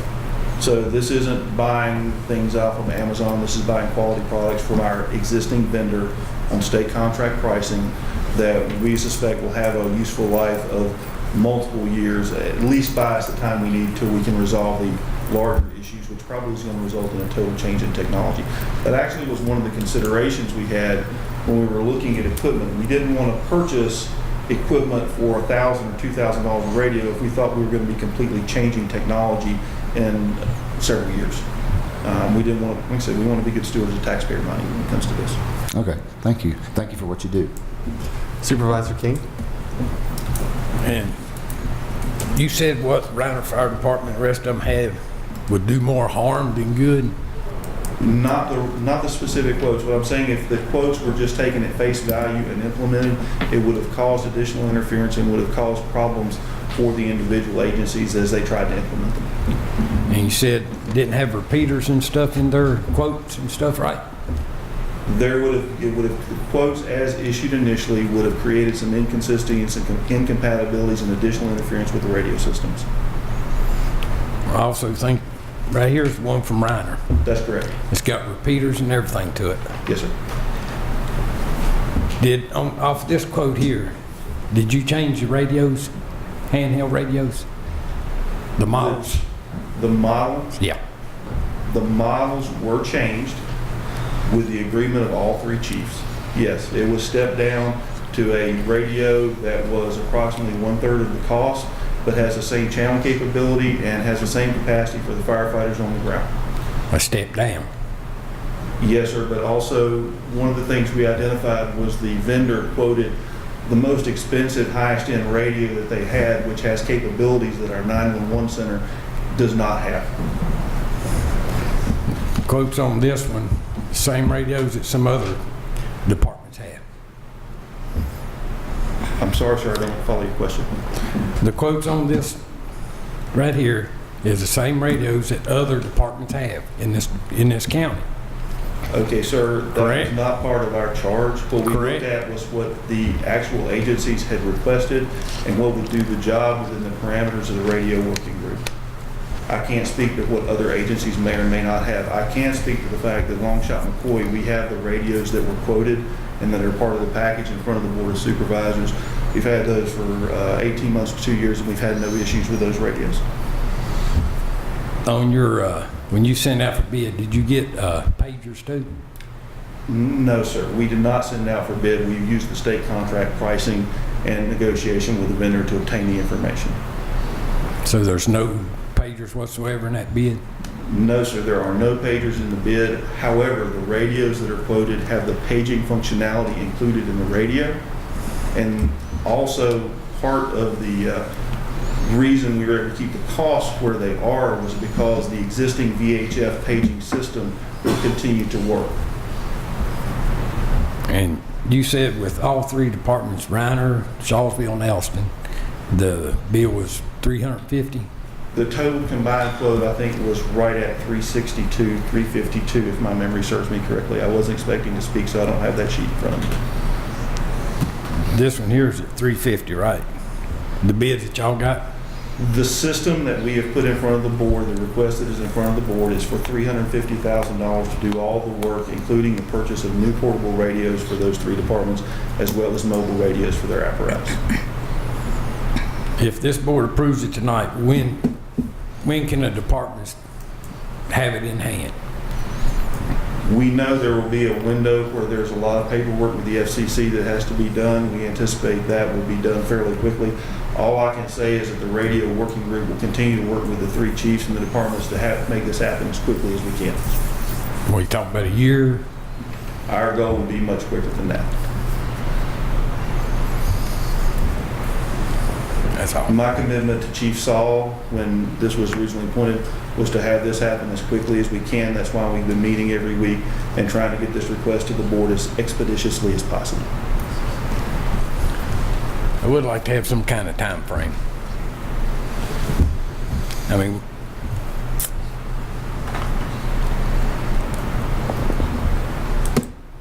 Do you have any other questions? Supervisor Fidzikowski? So are these the 500 megahertz radios that we're talking about? No, this is all UHF band, 450 to 470. Okay. And this also includes taking care of the repeater for Shawsville, Ulston? Yes, sir. Okay. This allows us to consolidate. There will be simulcasting from 3 sites on a single radio channel for dispatch. It will should improve things markedly for those agencies, including operations channels for those agencies. Thank you. Supervisor DeMotts? Well, I don't really have any questions. I really greatly appreciate your time, especially as you were not prepared to come speak. So it's clear from how you've spoken and what you've said tonight that you've clearly spent a lot of time on this. And I know your colleagues on the Fire and Rescue Commission and then your committee also have. I do want to reiterate what Supervisor King said, the sooner the better. And I know that may be asking you to continue to work really hard at it. But I think it's very important for the safety of our fire and rescue volunteers, as well as the safety of the citizens in this community, that once we spend this money, we get it in the hands of those that need it as quickly as possible. Thank you very much for your time. Lee, thank you very much. I greatly appreciate your efforts and through fire and rescue and how much time you spent. Thank you again. Is there any other questions? Thank you. Thank you. There was a motion and a second. Is there any other additional discussion? Madam Clerk, would you please call the roll? Mr. Fidzikowski? Aye. Mr. Motts? Aye. Ms. Biggs? Aye. Ms. Bennett? Aye. Mr. Shepherd? Aye. Mr. King? Aye. Chair Tuck? Aye. 7 ayes. New business, I schedule. have a question before we go on.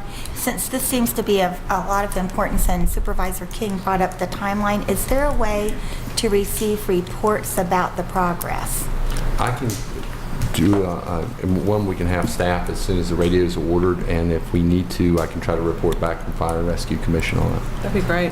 Yeah. Right, I've got a report from Fire and Rescue tonight, so. Okay. Well, I'd like for this board to step in if it takes 8 months. Yeah. I mean, we worked on this for 2 years. Next item on our agenda is schedule a public hearing amendment to the MRSWA Articles of Incorporation. Is there a motion? So moved. Second. Any discussion? That you, Steve. Madam Clerk, would you please call the roll? Mr. Motts? Aye. Ms. Biggs? Aye. Ms. Bennett? Aye. Mr. Shepherd? Aye. Mr. King? Aye. Mr. Fidzikowski? Aye. Chair Tuck? Aye. 7 ayes.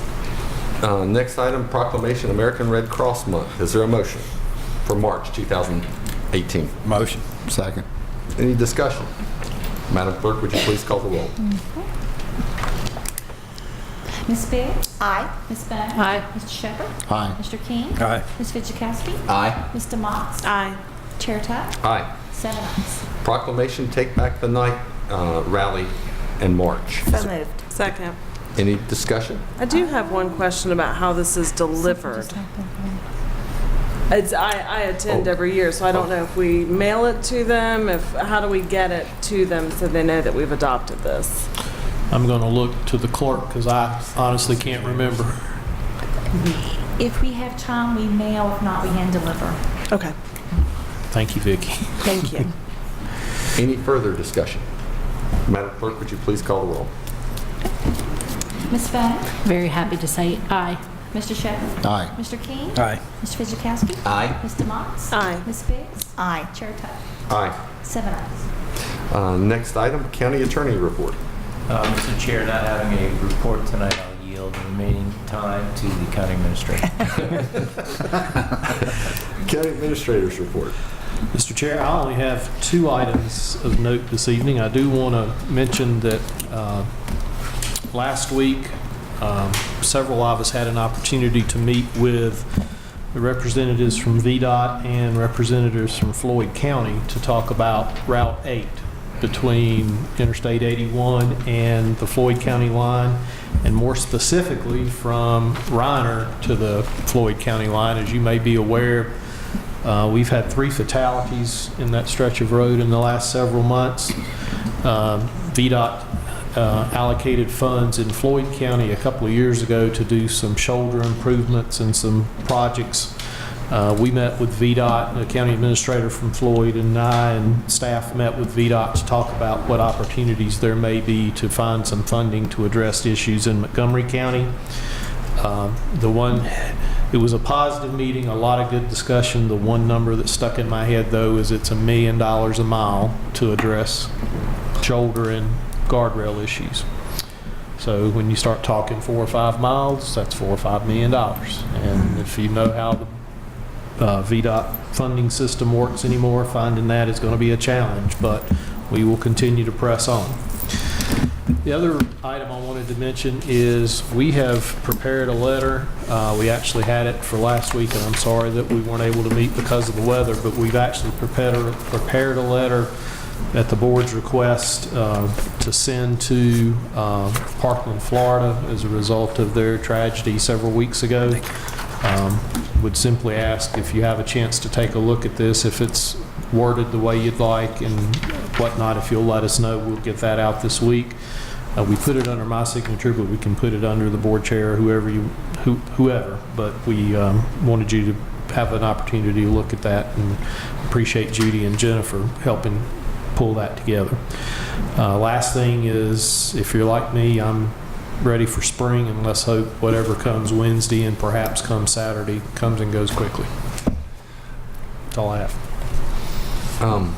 Before we leave your report, I'm happy to sign it if there's a consensus on the board to approve the letter. If everyone would take a moment. Or I'm happy to let Craig sign it. I think you should. I think it'd be good if we put all our names on there. Okay. I mean, not sign it, but you know what I'm saying, instead of just. Okay. Okay. We can certainly do that. I can sign it and list all the board members. Yes. That'd be great. That sounds good. Thank you very much. Put on there from the citizens in Montgomery County too. And the citizens of Montgomery County. Yeah, I like that. That's a nice touch. Supervisor Bone. A week and a half ago, I had the benefit of being shown the felling of the trees out in Craig Creek Road and up on Brush Mountain, and it was incredibly depressing, actually. It struck me that now it's becoming real. Not that it wasn't real, but now people are seeing changes to their environments, their neighborhoods, and things like that. And I don't know if this is the right thing to do, but in the spirit of, I have a sense that there are probably going to be a lot of people that are awakened to this, even though we've all been quite aware of the significance of the pipeline. That maybe writing a letter to everybody who lives within the explosion zone or something that says, yep, this is real and this is what the threats that this pipeline actually presents to your property. I know that the board thinks that, you know, we've done everything that we can do for people. I just feel like it seems to me there are a lot of people that don't have all the information and don't know where to go for the information. So this letter would be, here is what's going to happen, and here is where you can get more information, like our website. Instead of just leaving it at the library, they don't even know to go to the library. You know, something like that for the people that are living within the blast zone or the incineration zone. You know, it's just so depressing to know that, you know, you've lived in this house and you're now in the incineration zone by no fault of your own, and you don't even see the trees over there fell.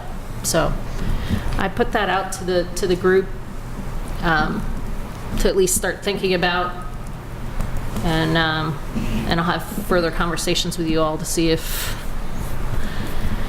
something like that can happen. On a lighter note, as I've talked to a number of you, the Christiansburg wrestling team have done some amazing things, and that includes being state champions for 17 years in a row, which is an incredible feat by any measure. And I had the opportunity to attend the school board meeting where all of the state champions showed up, and the school board presented their certificates and recognized each team and the individuals that won individual events. And I would like to do that, at least for the Christiansburg wrestling team, but there's some other teams throughout the county that have won 5 years in a row. So I'd like the encouragement or the feedback to say, yes, Sarah, why don't you put together a proposal? And that's kind of where we left it the last time. So I will do that now. Are you asking for the board to discuss that now, or? I'm going to put together a proposal. Okay. But is that okay with everybody so that we can go forward with that? I'd be happy to take a look at it. The only thing is, from my perspective, whatever we do, I want it to be uniform so we don't end up, because sometimes it's the perceived slight that is the worst. And if we miss out on somebody that we don't, and I know that all the kids come to the school board to receive those recognitions. And I know in the past we've been sending letters and recognizing their championships, but it's whatever the board decides that they want to do as far as recognizing them. So please give me your feedback after the meeting, yeah. or Well, now. I think putting together a proposal for us to talk about in a future work session is probably the best way to handle it. Are you thinking it includes academics too, or is it just yes, for academics also, if they've DECA, all those kinds of things? Because if you go to school board meetings, there are a lot of honors and awards. It covers a lot of But state ground. level Yeah, or state level, national what you're level and thinking. things like that. State or national. Okay. And now we have done it for our sports teams, our Right, Parks and Rec. right. Now we've done those because those are our you know, the kids from out in Reiner, I know, and I think the kids from Shawsville, we did, but so we've recognized them. Didn't we discuss we're going to let the school board do that? In the past, we had that discussion, and we would just continue to send out the letters recognizing their state championships and allow the school board to do their formal recognition. And so I talked to the school board, Dr. Meyer and some of the school board members, and they would be happy for us to also acknowledge these people, but not to take away or not to encourage us either. You know, they said, no, we wouldn't mind if you did that either.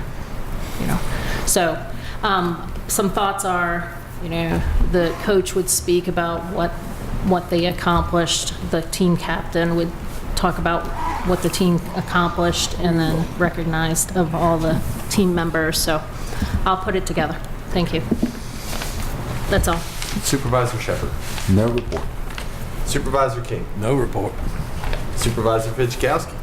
I will be going for my supervisor's training this week, so Glad to hear you're finally getting trained. at the next meeting, you can expect just amazing things. Maybe we should scale that back just a little bit. But no, I have nothing else. Supervisor Biggs. I guess I will be there. I'm supposed to give, anybody wants to help me out, I'm supposed to give words of wisdom to that group that you're going to be with. Steve could use it. So I don't know. Bring tomatoes. I just wanted to, again, thank, all the people, the educators that came out, because I know, they have to get up early and go to work. I also want to thank the sheriff for standing up and giving us something to really seriously think about. I think I've stated to you all before that I was, my nieces were out there with Columbine. So school security has always been something that I have been particularly interested in, and I think that it's important for us to consider it. And I'm glad that the sheriff brought it up. And as a former elementary teacher, I can tell you, the elementary schools were the ones that didn't have an SRO. They had a DARE officer when I was there, but not someone that was constantly in the building. What amazed me about the DARE officer was the fact that the DARE officer built relationships with all of the different grade levels, not just 5th grade. And it was someone that the kids could go to and talk to. Someone, so I think there's a lot of potential there. Also, I heard the terminology used for long-term planning for fire and rescue for the future, and that goes back to sort of my premise that we need to really think about long-term planning for our future. And I know next year is a reassessment, and I think that's sort of a positive step to see, where are we going to go? If we keep growing as a county, what what county employees do we need? I mean, I know that we need to fill some of those positions. I know the school side needs to fill positions, and it might be a good time to really sort of think about, you know, planning together. Let's just throw that out there.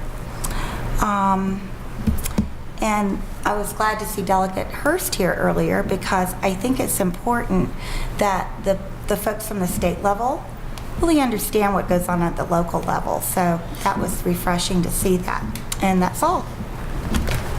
Supervisor DeMoss. Just two things, and they're both fun things. The Montgomery County Improvement Council has resumed meeting. I'm not sure how long they were not meeting, but I know it was a number of Been a years. while. Yeah. Been a while. And so we've resumed meeting. The MCIC is responsible for Brooming and Blooming. They participate in Renew the New. These are some of the county's sustainability initiatives, cleanup initiatives. So I'm really excited to be a participant of that council and to hopefully give some energy to that as it moves forward and rebuilds.